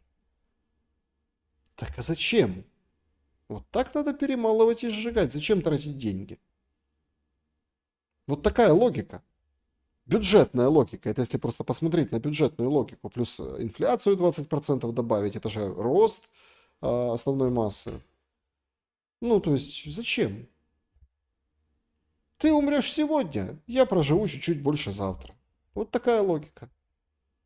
Сегодня министр Марченко сделал уникальное предложение. Просто потрясающее. Говорит, слушайте, мы там мучаемся со своим Министерством финансов, там, экономики, вот там мучаемся. Мы тут там ищем, а сколько нужно денег там, выделить, там, от налогов там, собрать, еще чего-то. Слушайте, давайте вы нам возьмете, Европа, и сумму фиксированную, процент от ВВП будете на ВСУ отправлять сразу. Ну, без этих всех там кредитов, каких-то... Вот просто зафиксируйте нам сумму. Ваше ВВП, там 1% или 0,5%, не знаю. И отправляйте, вот это четко будет на ВСУ. А тут мы разберемся. Нормальное предложение, абсолютно суверенное, государственное, такое мощное, потужное. Че его вот это? На ВСУ давайте. Процент от ВВП европейские государства, он говорит, что нужно армию там, другую, да, выделять на нее. Политически это прямой путь войны с Россией. Политически. Сразу. То есть я не понимаю гениальность, откуда вот это родилось, этого предложения. Мало того, что не субъектность, так еще это втягивание, конкретное втягивание Европы в войну, что является целью всех вот этих танцев с бубном, вот этих мизансцен, которые мы видим. Ну а как будут у нас налоги изымать, это отдельная история. Вот от Порошенко специалист по этой сфере, депутат Южанин вещает. Що зараз маємо знати? Що, можливо, влада вдасться до рішення про підняття податків. Я ж бачу, як готується вже навколо таке середовище, яке підводить під збільшення податків. Значит, власть, говорит она, возможно, это все косвенные признаки, готовится налоги поднимать. Надо же инфляцию перекрыть. Мы что тело перекрыли там на этот год, на следующий непонятно, но инфляция, значит, надо налоги повышать. Все просто. Давайте оподатковувати доходи фізичних осіб всі. Тобто переказали один одному на картку, це твій дохід, плати податок. Продав вживану річ на якійсь цифровій платформі, плати податок. Все зводиться до того, що все ж таки представники влади бачать гроші більше у фізичних осіб. Щодо підняття якихось загально... Значит, будут платить за все простые смертные. Продал тапки свои ношеные кому-то на маркетплейсе, ну, по доске объявлений. Продал, налог заплати. Продал там, попользовался чего-то, налог плати. Сервант у тебя остался фамильный, и ты хочешь свести концы с концами, денег с него возыметь. Вынес туда, там, на барахолку куда-то, встал, продал, доход получил, заплати налог. Ребенок тебе перекинул, твой взрослый, чтоб на хлеб хватило пенсионеру. Доход получил? Доход. Родитель ребенку перекинул, потому что хрен где устроишься на работу или денег там от зарплаты до зарплаты. Доход получил, карточный перевод. Заплати налог. Вот так и будут налоги собирать. Державних податків на рівні податку, непрямих податків, ПДВ, поки я не чула. Але все можливо. Тут головне, щоб з цим бажанням знайти ці швидкі додаткові гроші не виплеснули бізнес з України. Оце важливо. Но она переживает о бизнесе с Украины, потому что ее шеф во фракции, он бизнесмен, Порошенко. И там другие там, сопутствующие бизнесы. А было сколько бизнесов. Ну, они, чтобы бизнес не убили, переживает депутат. Тому що всі працюють на грані. І якщо це не усвідомлюють, це дуже погано. Але де взяти 400 мільярдів? Звісно, вони про ті напрямки, які ми з вами проговорили, особливо ту частину грошей, які залишаються в державних підприємств, ну, навряд чи захочуть зараз говорити. Але без цього ніяк. Значит, госпредприятия не трогают, а трогают обычных людей. Вот такими сборами. Ну, то есть за все заплатят посполитые. Тобто я не уявляю, як зараз в залі депутати можуть проголосувати за збільшення дефіциту, навіть якщо це йдуть на військові цілі, без розумного джерела наповнення бюджету дохідної частини на цю суму. Тому що призивати нас, розуміти, що йде війна, досить, ну це вже не дитячий садок далеко. Тобто ми всі це усвідомлюємо, але і відповідальність влади, вона дуже важлива. Ну, какой ответственности власти она говорит? Дефицит сказали проголосовать, 400 миллиардов. Да, на военные нужды, там 200, 400, сейчас гуляет цифра, от 200 до 500. Да? Они, разные депутаты по-разному оперируют, некоторые просто привязывают это. Но дело не в том, что на армию, это как бы на силы обороны, то есть это на все. Поэтому там вот такая разница. 200 миллиардов, 500 миллиардов Разумков называет, да, вот южане на 400 миллиардов, вот 400 это такая более верифицированная цифра, 200 это было немножко раньше, она уже превратилась в 400. 400 имеется в виду дефицит бюджета, надо его повысить, да, и депутаты должны проголосовать, ну, бюджетный процесс уже этого года. Ну, на этот год же перекрыли, нормально, чего? Ну, по поводу того, что ты должен вообще за все платить, это, конечно, вообще разрыв последних 3 дней. Это уже начало появляться 3 дня назад. Сегодня обрело более массовый характер. Повестки теперь не только ТЦКшники выписывают, а и налоговики. Людям начали приходить вот такие повестки. Мол, приходи, давай разбираться, откуда у тебя деньги. Значит, там целые пути, они достаточно замысловатые в понимании. В общем, давайте проще. У налоговой появляется информация, когда вы проводите ту или иную транзакцию. Что-то покупаете, что-то продаете на терминалах и в том числе через определенные сервисы, ну то, о чем говорили, там через там, OLX или какие-то другие доски с объявлениями. То есть они понимают, товар продан, товар, или у тебя там страничка на этих маркетплейсах, и ты там чего-то делаешь, там, шьешь мягкие игрушки или что-то еще. Тебе уже приходит повестка. Ты смотри, как бы купили у тебя, налог надо заплатить, давай. И это становится массовым явлением. Причем, все сначала думали, ну какой-то фейк. Ну все у нас там, чего не происходит, это фейк. Это все неправда. Какие повестки от налоговой? Тут с ТЦКшными разобраться. Ну что там? Тем более там еще какая история есть. Типа NovaPay. Это новая почта, альтернативная почта, которая быстрее, которая там можно деньги перевести, там верифицированные пользователи с номерами телефонов. То есть ты приходишь в одно отделение, отправляешь товар, получаешь деньги там, через какое-то время в этом отделении. То есть ну, такая процедура. Или просто там можно за коммуналку платить, можно другому человеку через этот сервис передать деньги. Ну, то есть, можно с карты на карту, а можно прийти на новую почту, дать денег, и они переведут там, в другое отделение. Они немножко стали там расширяться по Европе, ну, в таких популярных странах, там, в Польше есть, еще там в разных странах, там, то, ну, как бы такое, масштабировать. Но теперь налог и повестка. Раньше как бы этого не касались. И тут вышел Гетманцев и подтвердил массовую рассылку этих писем счастья. Значит, комментирует он публикации, то, что пришло письмо, ну, скажем, это бухгалтер получила предприятию письмо, да? Значит, по поводу системной, незаконной деятельности, значит, из реестра сделали, по факту, говорит, 2 платежа в месяц по 100 гривен от NovaPay получило предприятие, 2 платежа. Ну, это когда человеку отправили какой-то там, не знаю, товар, мелочевки, там, через новую почту ему оплатили. За 200 гривен системная деятельность, неужели они только с отчета там D4 черпают знания? Что делать, как вы считаете? Отвечает это дело Гетманцев. Хочу обратиться к налоговикам. Даже не к руководству, а к простым инспекторам. Откуда эта способность превращать любую нормальную идею как бы до наоборот, дискредитировав всю систему? Вирус, говорит, какой-то.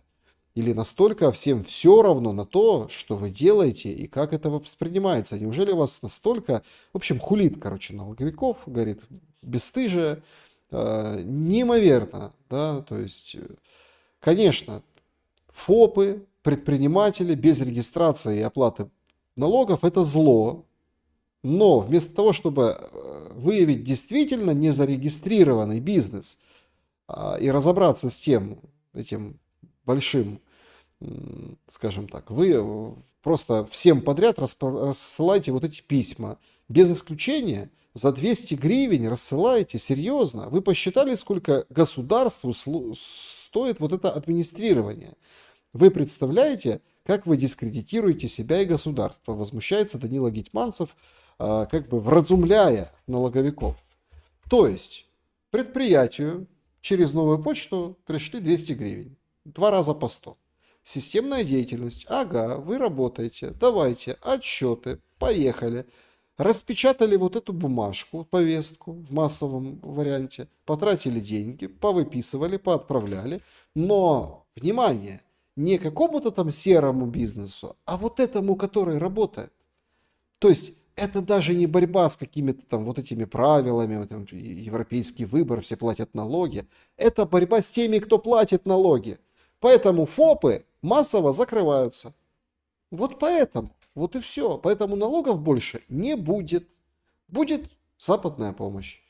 Будут новые там, миллиарды, будет новый Зеленский, который будет говорить, вот нам столько дали, столько дали. А здесь, чтобы что-то работало, я имею в виду такого обычного, человеческого, ну, чтобы там курсы какие-то там ручной работы вещи, это не нужно. Более того, это все еще ведет к дикому подорожанию, дичайшему. Даже то, что может и без кассового аппарата или с кассовым аппаратом, а может и просто на обычном рынке, в суммах, вот этих суммах, которые хочет захватить Путин, как нам сообщили, да, и вовсю трубит западная пресса, что он хочет Сумы и Харьков теперь как бы забрать себе. В суммах на рынке мамочка з ребенком знімає вот такое відео. Так, а де оце ціна? Ні? Нема. А, це оце 2000 гривень. Це один коробочок. Оце кілограм, да. Коробочок 2000, і це вона ще подешевіла. Значит, 2000 гривен коробочек черешни. 2000. Так, а от це Іспанія, так? А це що за прелість? Турція. Боже, дивіться, яка краса. А це 2000, всього лише 2000. Клубніка тростянецька. Клубніка тростянецька. Ну це ще, ну це по-божески, да, ще 350. Значит, и заметили, как пишут? 35 крупно и нолик, там, ну или без нолика, нолик в уме. Что нужно знать об инфляционных процессах? Понятно, что нет там Мелитополя, черешни в таком количестве нет. Они там Одесса, Закарпатье сейчас везут. Ну и из-за границы, как вот вы видите, там Турция, там еще где-то Испания, там какие-то непонятные маршруты. Ну вот местная Тростянецкая, это там вот сколько, 80 километров от Сум, примерно так навскидку ехать. 350 гривен. Ну вот так вот пишут цены. Причем самое интересное, что прям целые публикации были в средствах массовой информации по поводу цен на черешню в этом году, в 25-м. Потому что в прошлом году она была, 175. 200, 175-200. Потом, когда уже сезон отходил, надо было быстро распродать, немножко упало до 150. Некоторые плохую, но по 100 находили уже в конце сезона, потому что, да, то есть надо было как бы сбывать ее. Сейчас 2000. И говорят, нормально, есть причины. Нормально. Ну, тут такие цены. Прямо завязаны на политику государственную. Класс. Класс, радуется. Ну, почему это понятно, что это мама с ребенком? Потому что она замечает не только цены на сумском рынке, сумском прифронтовом рынке, она замечает еще своеобразного деда. Що він там робить? Іде? Він іде і стукає в лопату. Значит, этот вот невысокого в такой бирюзовой футболке роста мужчина идет, лопату несет, идет по рынку и стучит громко. И стучит. Эти снимают его, потому что это какая-то диковинная история. А зачем он это делает? Я не знаю, що дядя балується. Він іде, стукає в лопату. Я не знаю, може це щось, не знаю, якийсь новий прикол. Це може так і треба, я не знаю. Так а что ему еще делать со своей пенсией? Черешня по 2000 гривен. Он идет, стучит в лопату. Как бы, представляет, что колокольный звон чертей отгоняет. Он купить ничего не может. Это его такой протест против цен на рынке у этого деда. В лопату идет и стучит. Може це якась звістка? Звістка, да, известие пришло, что все, торба. А як ти думаєш? Просто іде, реально стукає в лопату. Вон іде, в руках лопата. О, він іде в неї лупає. Що це? Это гонг, понимаете? Это гонг звучит.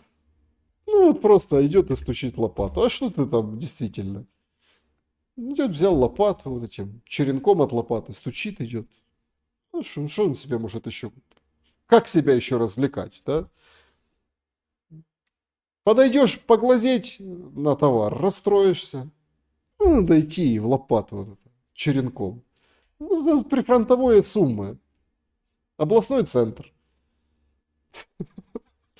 С черешней по 2000 и дедом, который ходит по рынку и в лопату стучит. Ну, вот как-то так. Но если серьезно, то тоже вчера разошлась... Ну, опять-таки, тут тоже нужно понимать, есть глобальная проблема. Это касается и сельского хозяйства, и не сельского хозяйства. Вообще, в принципе, жизни человека на территории Украины. Значит, многие схватились за эксперта. Ну, она эксперт по природоохранным моментам, там, ресурсам и так далее. Зацепились, что там 20 тысяч речек, в общем, Украина потеряла. Ну, имеется в виду разных речек, маленьких, побольше, то есть их очень много. Или там, ну, в общем, такие, большое количество, скажем так, ну, или как, даже не речек, а имеется в виду, наверное, там, ну, вот с пресной водой водоемов разного типа, да, из-за войны, плюс не только из-за войны, а еще и там определенных изменений, потому что, чтобы, за речкой тоже надо ухаживать, за любой, нужно этим заниматься, это эксперты понимают, что это важно. И вот это разошли, как обычно, Россия во всем виновата, война и так далее. Ну, Ну, понятное дело, из-за войны. А так бы у нас прям речки все были полноводные, все расчищенные, все там, все эти ручейки и все источники были бы, ну, да, то есть вот, без России вообще все было бы хорошо. Рай был бы без России. Но она нам говорит о проблемах гораздо более важных. Она говорит о том, что скоро вообще воды нельзя будет нигде набрать, только в бутылке купить, и это, внимание, не каких-нибудь там Сахарах или каких-то там Ближнем Востоке или где-то еще со сопредснителями, с какими-то там системами, а это в Украине.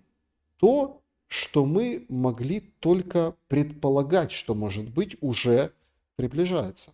Для нас найкритичніша історія – це питання води.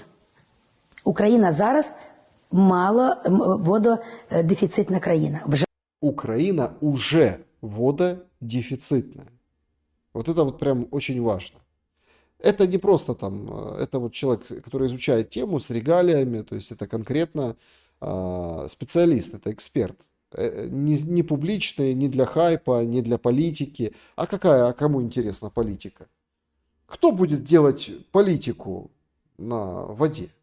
Не, ну Зеленский, конечно, может, там, высадим 1 миллиард деревьев, а потом выходит его назначенный, который там лесами, да, то есть руководит, говорит, да, где-то, ну, сейчас мы так прикинули, саженцы, там 1 миллиард будет 1 миллиард. Представляете, какой президент молодец, выполняет эти обещания свои, довоенные еще, несмотря на войну. Но тут, смотря на войну, несмотря на войну, Украина вододефіцитна уже. Зараз. І я не кажу про 100 років. Якщо залишається статус-кво, за 20 років у нас буде просто вода продаватись, виключно тільки продаватись. Тому що і зараз питної води, якісної питної води дуже мало. Поверхневі джерела у нас дуже-дуже швидко витрачаються. Підземна вода в значній мірі, багато є чинників забруднення підземних горизонтів. Значит, те, которые на поверхности воды теряются, под землей грязная. А какие? Ну, хорошо, тут теряются те, которые грязные. Слушайте, по-моему, что-то американцы не с теми что-то подписали. Или как, может, с теми, но им же не вода нужна, им земля нужна. А если они будут редкозема добывать, куда вода пойдет? Ну, им-то все равно грязная, чистая, а она чище станет, да? Наверное, да, точно. От у нас проблема номер 1 – це вода. Що би не говорили зараз, які у нас інші проблеми, якщо у людини немає води, людина не може жити. Ну вот и все, собственно. Очень вот прям войны. Понятно, что войны из-за воду тоже бывают, нам их описывают, да, там Индия, Пакистан, вот пример с этими шлюзами и так далее. Ну, это как это поверхностная вода, да, вот глубинного какого-то бурения, а там грязное все. Они туда полезут же там добывать что-то, будет еще грязнее, будет еще дефицитнее. Не думает никто о развитии страны, все думают, как хайпануть на каком-то беспилотнике, который куда-то прилетел, а что будет потом, вот она оперирует горизонтом как специалист в своей теме, 20 лет, 20 лет. А Портников там говорит, давайте рожайте. Чего вы? Война заканчивается. Вот так. 180 лет. Да, вот это по поводу горизонтов, кто какими оперирует. Я думаю, не знаю, 180 лет назад, когда устанавливали памятник Петру Первому.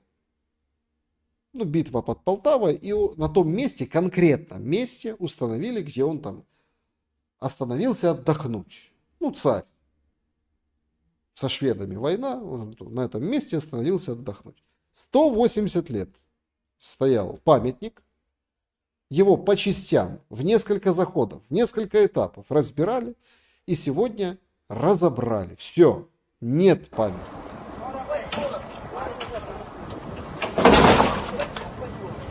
Ну, вот как-то так. Не с первого раза получается. Они трос не могут зацепить, понимаете? Все. Закончился этот период. 180 лет вот этого памятника Петру Первому. В Полтаве.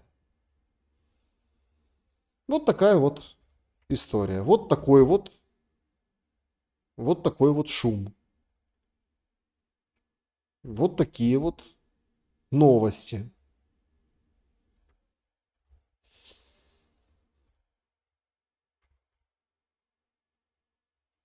Ну и вот как бы в продолжение темы разрушения и горизонта планирования, ну, пожалуйста, Захиднет. Рядом с городом Ровно селяне бензопилами порезали деревянную церковь XVIII века. Храм Ивана Крестителя в Забороле был примером вообще архитектуры. Вот так бывает. Какие 180 лет? Какие памятники? Церковь деревянная, на дрова, бензопилами. Вот таким вот макаром. Как можно строить что-то, о чем-то думать, да?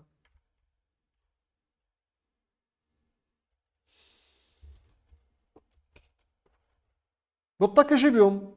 Напишите, что думаете в комментариях о реальных проблемах, о горизонтах планирования и горизонтах, которые там видно, когда пытаешься немножко обернуться назад.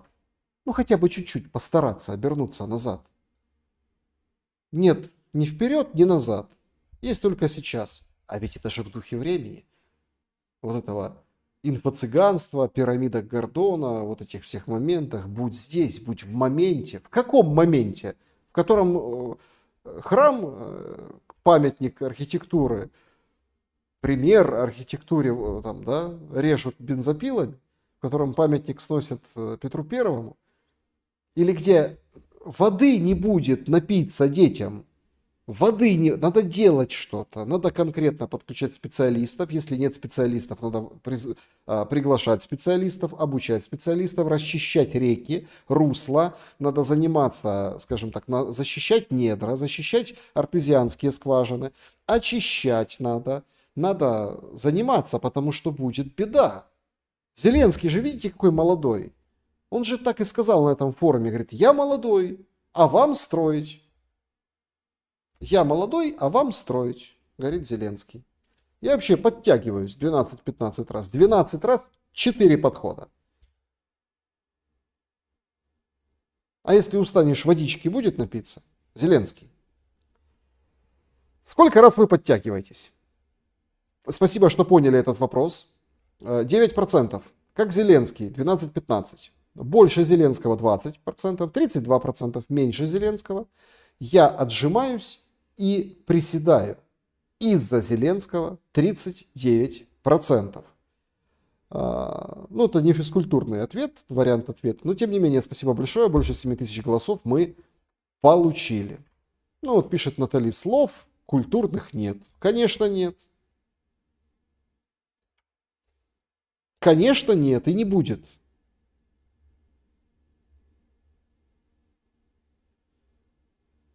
Шутит Д'Артаньян, борщ из колы невкусный. Не, ну понятно, что борщ из колы, конечно, невкусный.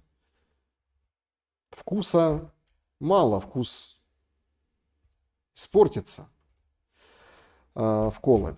Значит, я оставлял возможность людям, которые подписаны на частный канал в Телеграме, это клуб зрителей, он называется.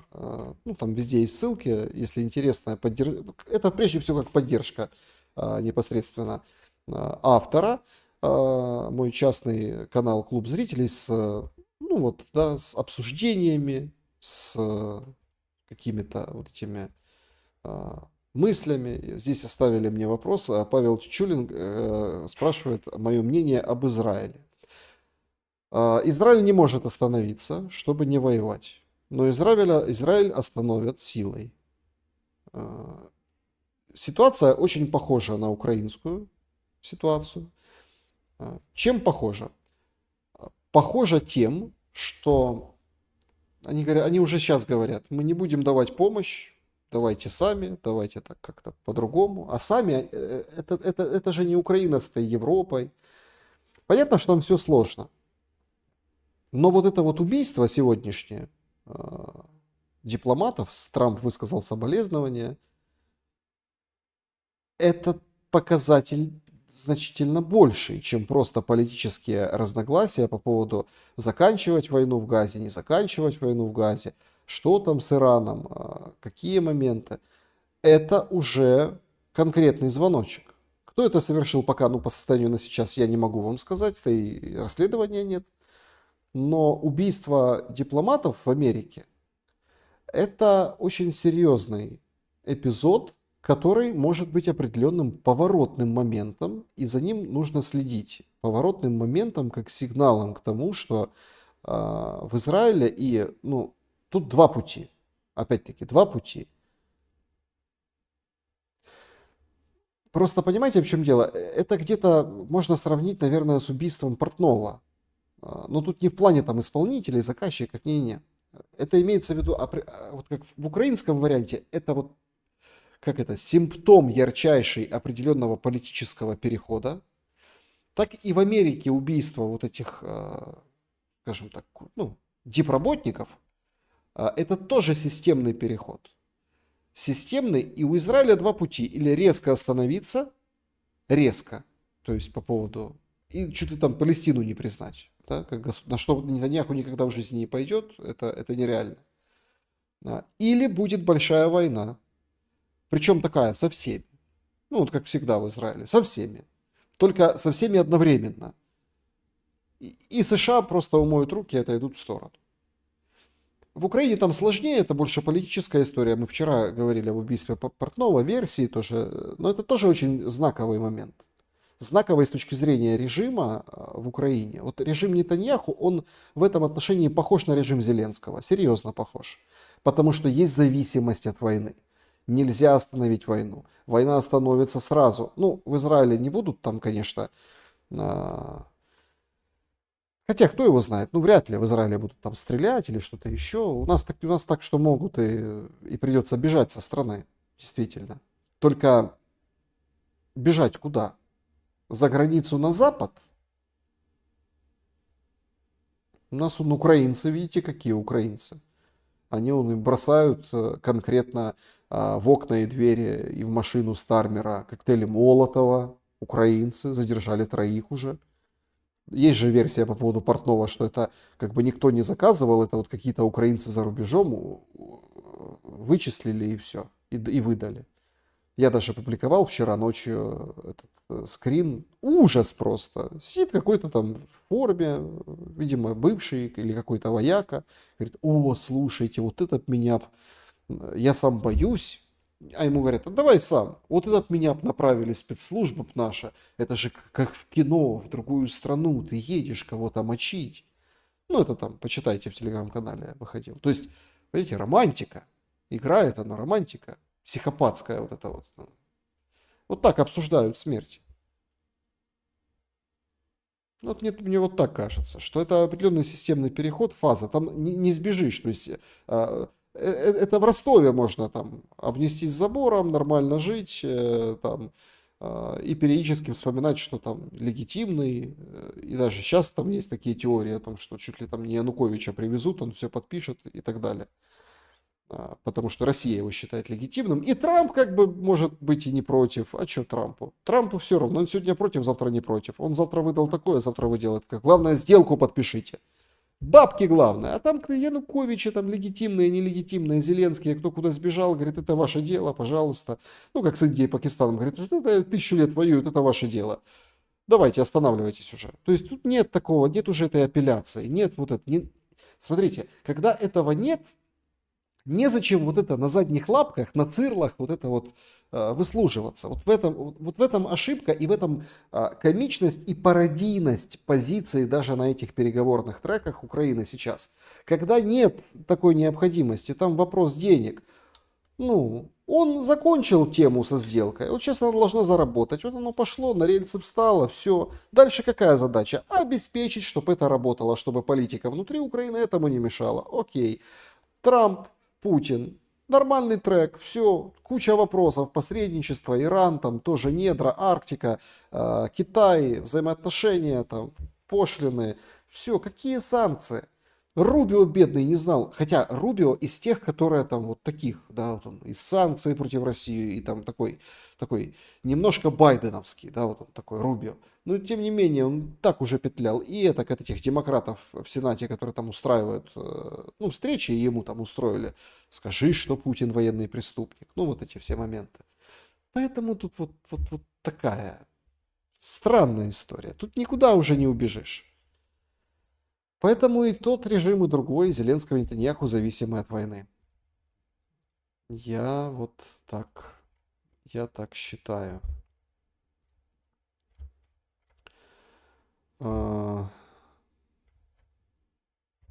Значит, Арктика – це Украина. Вот я с вами согласен, безусловно. Ну, давайте еще один вопрос. Есть из клуба зрителей, вот она в комментариях намотана. Значит, Игорь 627, добрый вечер. Если отодвигать от Брянской области не получится выровнять фронт без выравнивания от Гомельской области, начинать волноваться в Беларуси. Беларуси не надо волноваться. В Беларуси в этом году учения большие с россиянами. Запад 2025. Поэтому там волноваться смысла нет. И если... Смотрите, тут же...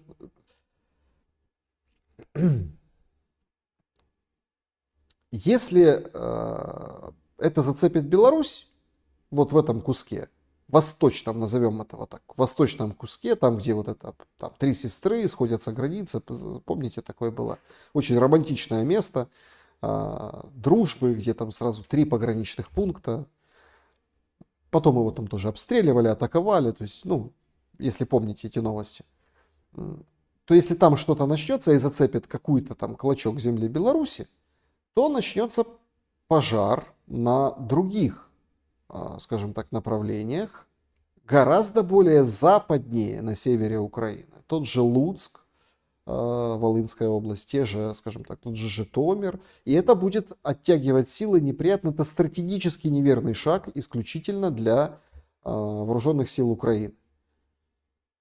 Ну, то есть ресурсов не хватает на еще там плюс 1000 километров фронта. Это все. Это тонким слоем маслица размазать по сухарику, да, и ничего не добьешься. Таллин на проводе. Это прекрасно. Спасибо. Дэн пишет, по-моему, чувак, нас кинули. Причем, знаете, вот вроде песня Кузьмы Скрябина, она вообще о событиях помаранчевой революции 4 года. Да? Так как нормально сейчас тоже все. Нормально кинули. Израиль смотрит. Все правильно, Дмитрий Чернышевич. Вообще все неправильно идет. Правильно думать о том, что воды не будет в Украине через 20 лет. И вот эти дети, которых сейчас там, мы не оставим войну нашим детям. Мы должны сейчас все закончить. Россия развалится, распадется. Наш извечный враг. Мы там заберем свое назад, вырыем ров с крокодилами. И мы будем жить счастливо. Счастливо, без воды. Без воды. Так счастливо, как вот эти в Африке народности, негритята всякие, да, бегать за белым господином и просить кусок хлеба. Зато экзотика будет какая. Ровно могут стать Белоруссию, Волынь. Елена К. Ну, смотрите, была такая вот история, что Ровенская станция как бы должна была быть вот белорусской чуть-чуть. Вот так. Чуть-чуть белорусской. Но это такой момент. Вот мне пишет пользователь Мелодия. Лавров умница, Шелест, завидуешь? Смотрите, с точки зрения ситуации в дипломатическом корпусе, украинско-российском, да. Потому что у нас в очень прикольных носочках, кушающего с Блинкиным в Макдональдсе. Ну, вот такая была мода на министров иностранных дел. Вот такая. А не на такую высококлассную работу МИДа. Но почему я вот так отзываюсь? Потому что люди в комментариях у меня в телеграм-канале пишут, и это здравый смысл подсказывает. Высшая награда министру иностранных дел должна быть дана за то, что воевать не надо, потому что это дипломатия.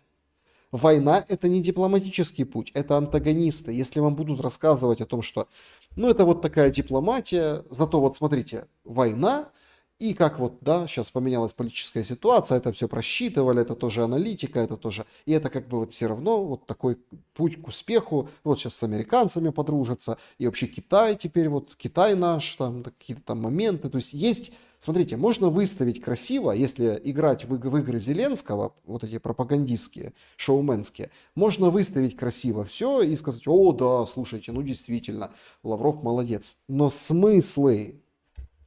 Ну, что такое хорошо, что такое плохо? Вот детский стишок, когда к отцу Кроха сын подошел, понимаете? Дипломатия это означает, что можно добиться без военных действий. Санкции это тоже в том числе дипломатическая история. Там поддержка своих вот этих нарративов за рубежом, как бы у нас тут в Украине не распылялся, тут же Кулеба, помните, говорит, ну вы понимаете, у России очень большие деньги, там за рубежом много всего они вкладывают, а мы вот, а у нас просто гражданин за границей должен любить Украину, поэтому такая внешнеполитическая ситуация и складывается. Это неправильно, это несправедливо, так быть не должно быть. Это работа другого уровня, это не высшая награда. Дело тут не в деньгах. Санкции, вот это. То есть есть серьезные вопросы к самому принципу работы, не к качеству работы, да, имеется в виду в команде Путина, в команде там российского сейчас руководства. Вполне вероятно, что, конечно, он там Лавров топ и получил топ-награду. Но в плане смысла его работы глубинного, дипломатии, это не катит. Это все равно, что вот как-то любят, что там батюшка на... Это все, что батюшка на Мерседесе, потому что, а что, зачем другая машина? Или, например, вот этот старый анекдот, когда там батюшка кушает там, ножку свиную, а ему говорят, так позже, а ну и бог с ним. Ну, то есть это противоположно, так как пчелы против меда, понимаете? Дипломатия и война. Леон, Франция смотрит, спасибо большое. Если поставлена задача уничтожить Россию, что может сделать Лавров? Все, что от него зависит. Ну, тем более, что бенефиц... Опять-таки, тут тоже... Опять-таки, задачу... Лавров может сделать так, чтобы эта задача была снята Америкой. Это его работа. Александр, у Трампа главная задача свернуть демпартию, которая копалась в Европе. Украина инструмент. Европа хочет продолжать войну. Не так легко Трампу выпрыгнуть. ВПК в США тоже имеет лобби. Согласен с вами насчет лобби ВПК. И не так легко выпрыгнуть. Это то, что вы сейчас написали, Мария, это трезвый взгляд на вещи. Потому что действительно идет такая серьезная борьба. Саш, спасибо за эфир. Спасибо большое вам, что смотрите. Лавров виноват, что война. Нет, Лавров не виноват, что война. Хотя, в принципе, да, подождите, это так сильно урезали, уплотнили. Не-не-не. Лавров виноват, что не было другого варианта. Его задача, как дипломата, искать варианты без войны. Дипломатия, война, антагонисты. Вот просто вы вдумайтесь в это. Если бы МИД нормально работал, допустим, да, там, на европейском поле, на американском поле, ну, тут, конечно, да, мы упираемся в том, что есть план по, удару по России, расчленению и так далее. Тут как не упирайся. Но мы же говорим сейчас не о том, что может, что не может сделать Лавров. Мы говорим о высшей награде. Подобная награда ему должна была быть после, условно, какой-то большой победы. Победой же не пахнет. Поэтому я говорю, что это сигнал, аванс на будущее, кредит доверия, что, возможно все разрулится. Да, и дипломатия Лаврова тут пригодится. Может, это аванс, и все к тому идет. Мы просто, может, многого не знаем за кулисами. Так можно оправдать высшую награду в России, которую получил Лавров. Саша, вы молодец, я тоже розовый пони. Все мы чуть-чуть розовые, чуть-чуть пони. Главное, копыта не откинуть. Вот что самое главное. Спасибо большое, что поддерживаетесь. США не слушала Лаврова. Да, не слушала. Но может это послушает? Кредоид Александр, какую позитивную новость вы сегодня прочитали? Позитивную в каком аспекте? Позитивную? Ну, знаете, ну, опять-таки, это я не говорю, что это позитивная новость. Меня так умиляет просто. Я так улыбнулся, но вот тут анализировать нечего. Там Таиланд с кем-то играл в футбол сегодня. И по ошибке Таиланду включили гимн Украины. Ну, курьез, да, ну так было, перепутали. Почему я на позитиве рассказываю об этом новости, как позитивно? Я прям вижу, как все паблики это перепечатали, как перемога. Смотрите, у нас гимн на слуху. Да и перепутали там гимн, это все. Я так это умилило, я действительно прочитал, там пролистнул дальше, и вы знаете, так немножко настроение там немножко поднялось. Ну, это так, как пример вам, да, то, что свежее.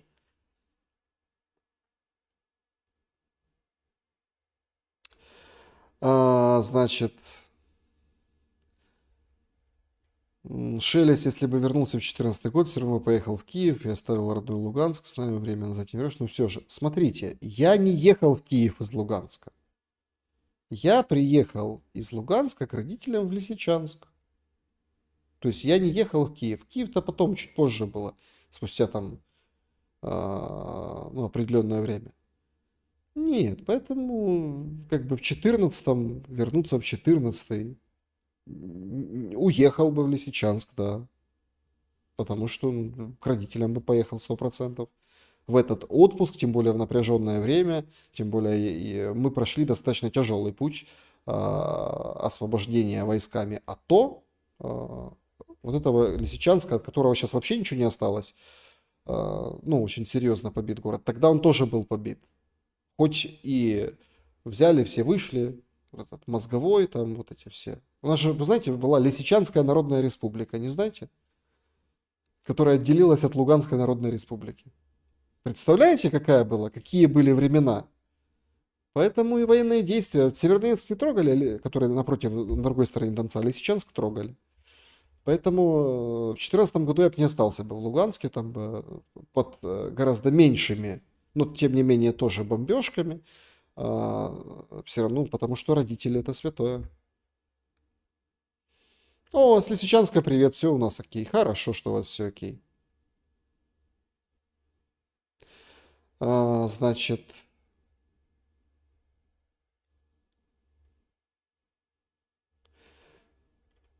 Александр, худшая новость за сегодня. Ну, это санитарная зона. Я думаю, что это серьезная история. Это серьезно, это не приблизит мир, потому что там не будут сразу, условно, после этого заявления украинская сторона чесаться и быстро-быстро форсировать мирные договоренности, быстро подписывать какой-то меморандум, впихивать в него 30-дневное перемирие, может быть, там, как бы, разыгрывая Минск-3. Санитарная зона – это плохо. Санитарная зона – это ничья зона. Она может быть 15 километров, она может быть 5 километров, она может быть 30 километров, она может быть 50 километров. Это плохое заявление, которое отдаляет мир. Любая хорошая новость – это та, которая мир приближает. Или какой-то лучик надежды дает. Это в розыгрыше вместе с Киевом, Банковой, это дает очень плохой результат вообще к остановке войны, потому что самое главное – войну прекращать. А там уже условия, там кто там что, то есть это уже идеологические истории, это, какие-то там месть тоже, это тоже такие личные моменты, какие-то другие истории. Войну надо, смертоубийство надо заканчивать. Все говорите, и розовый пони, как Трамп, розовый пони, понимаете? Сергей Рейман, спасибо большое за пожелание. Ага, мне Антон передает привет не просто с Лисичанска, а с РТИ. Это микрорайоны заводов РТИ. Хорошего вечера. Спасибо большое. Очень рад, что вот непосредственно из тех мест, где я вырос, вы передаете мне привет. У меня первый микрорайон был. Какой у вас? Вопрос. Мне кажется, Лариса, ты еще веришь в Украину, но не понимаешь, она дошла до дна, причем ты сам об этом говоришь. Смотрите. На дне живут глубоководные рыбы. Да? Но тоже жизнь есть. Даже в Марианской впадине, вот там в безжизненном пространстве, и то какая-то рыба-черт с фонариком перед носом все равно какая-то, ну вот, сможет затесаться. Жизнь важна. Понимаете, в чем дело? Конечно, в Украину и в украинцев я верю, потому что то, что нам демонстрируют, это неправда. Есть много откровенных, нормальных людей, которые просто загнаны в угол, которым просто не дают говорить. Есть очень много грамотных и толковых. Но мы видим вот этих, которые там на дне глубоководных, мы, короче, можем видеть рыб-чертей, а от дна до поверхности далеко. Дельфинов разумных не видать. Они плавают не на этом дне, куда дошла Украина. Понимаете? То есть время такое. Причем это делалось планомерно и по нарастающей. С 2004 года, да, может раньше там еще эксперты говорят, с 2004, 2014 и дальше.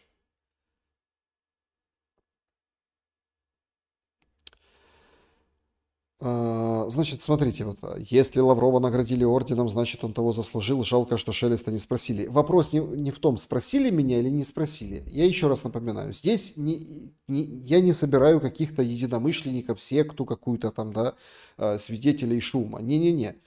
Вы скажите свое мнение. Не в том, что меня не спросили, а напишите «заслуженно», потому что, две точки, там... Добился с Китаем договора, КНДР не просто подписали договор, а прям войска ввели. То есть я могу тоже набросать за что заслужил. Я не говорю, что не заслужил, я говорю о базовом принципе. Дипломатия и война. Мы точно так же будем обсуждать вот Нобелевскую премию мира Трампу. Вот посмотрите. Вот точно так же.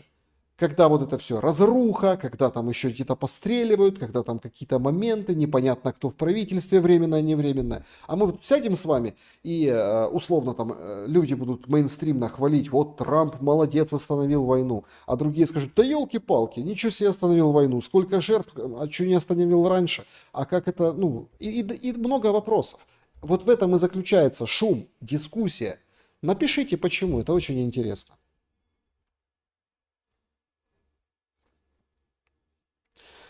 Значит, Шнобелевку. Да, Шнобелевскую премию. Кстати, да, есть же такая премия. Могут дать ему эту премию. Шнобелевскую. Да.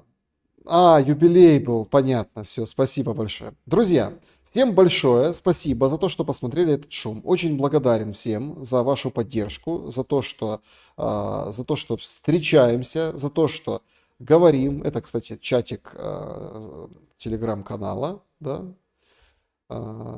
телеграм-канала Шелест. Подписывайтесь, пожалуйста, если не подписаны. Всем добра и света. Обязательно увидимся. Хорошо.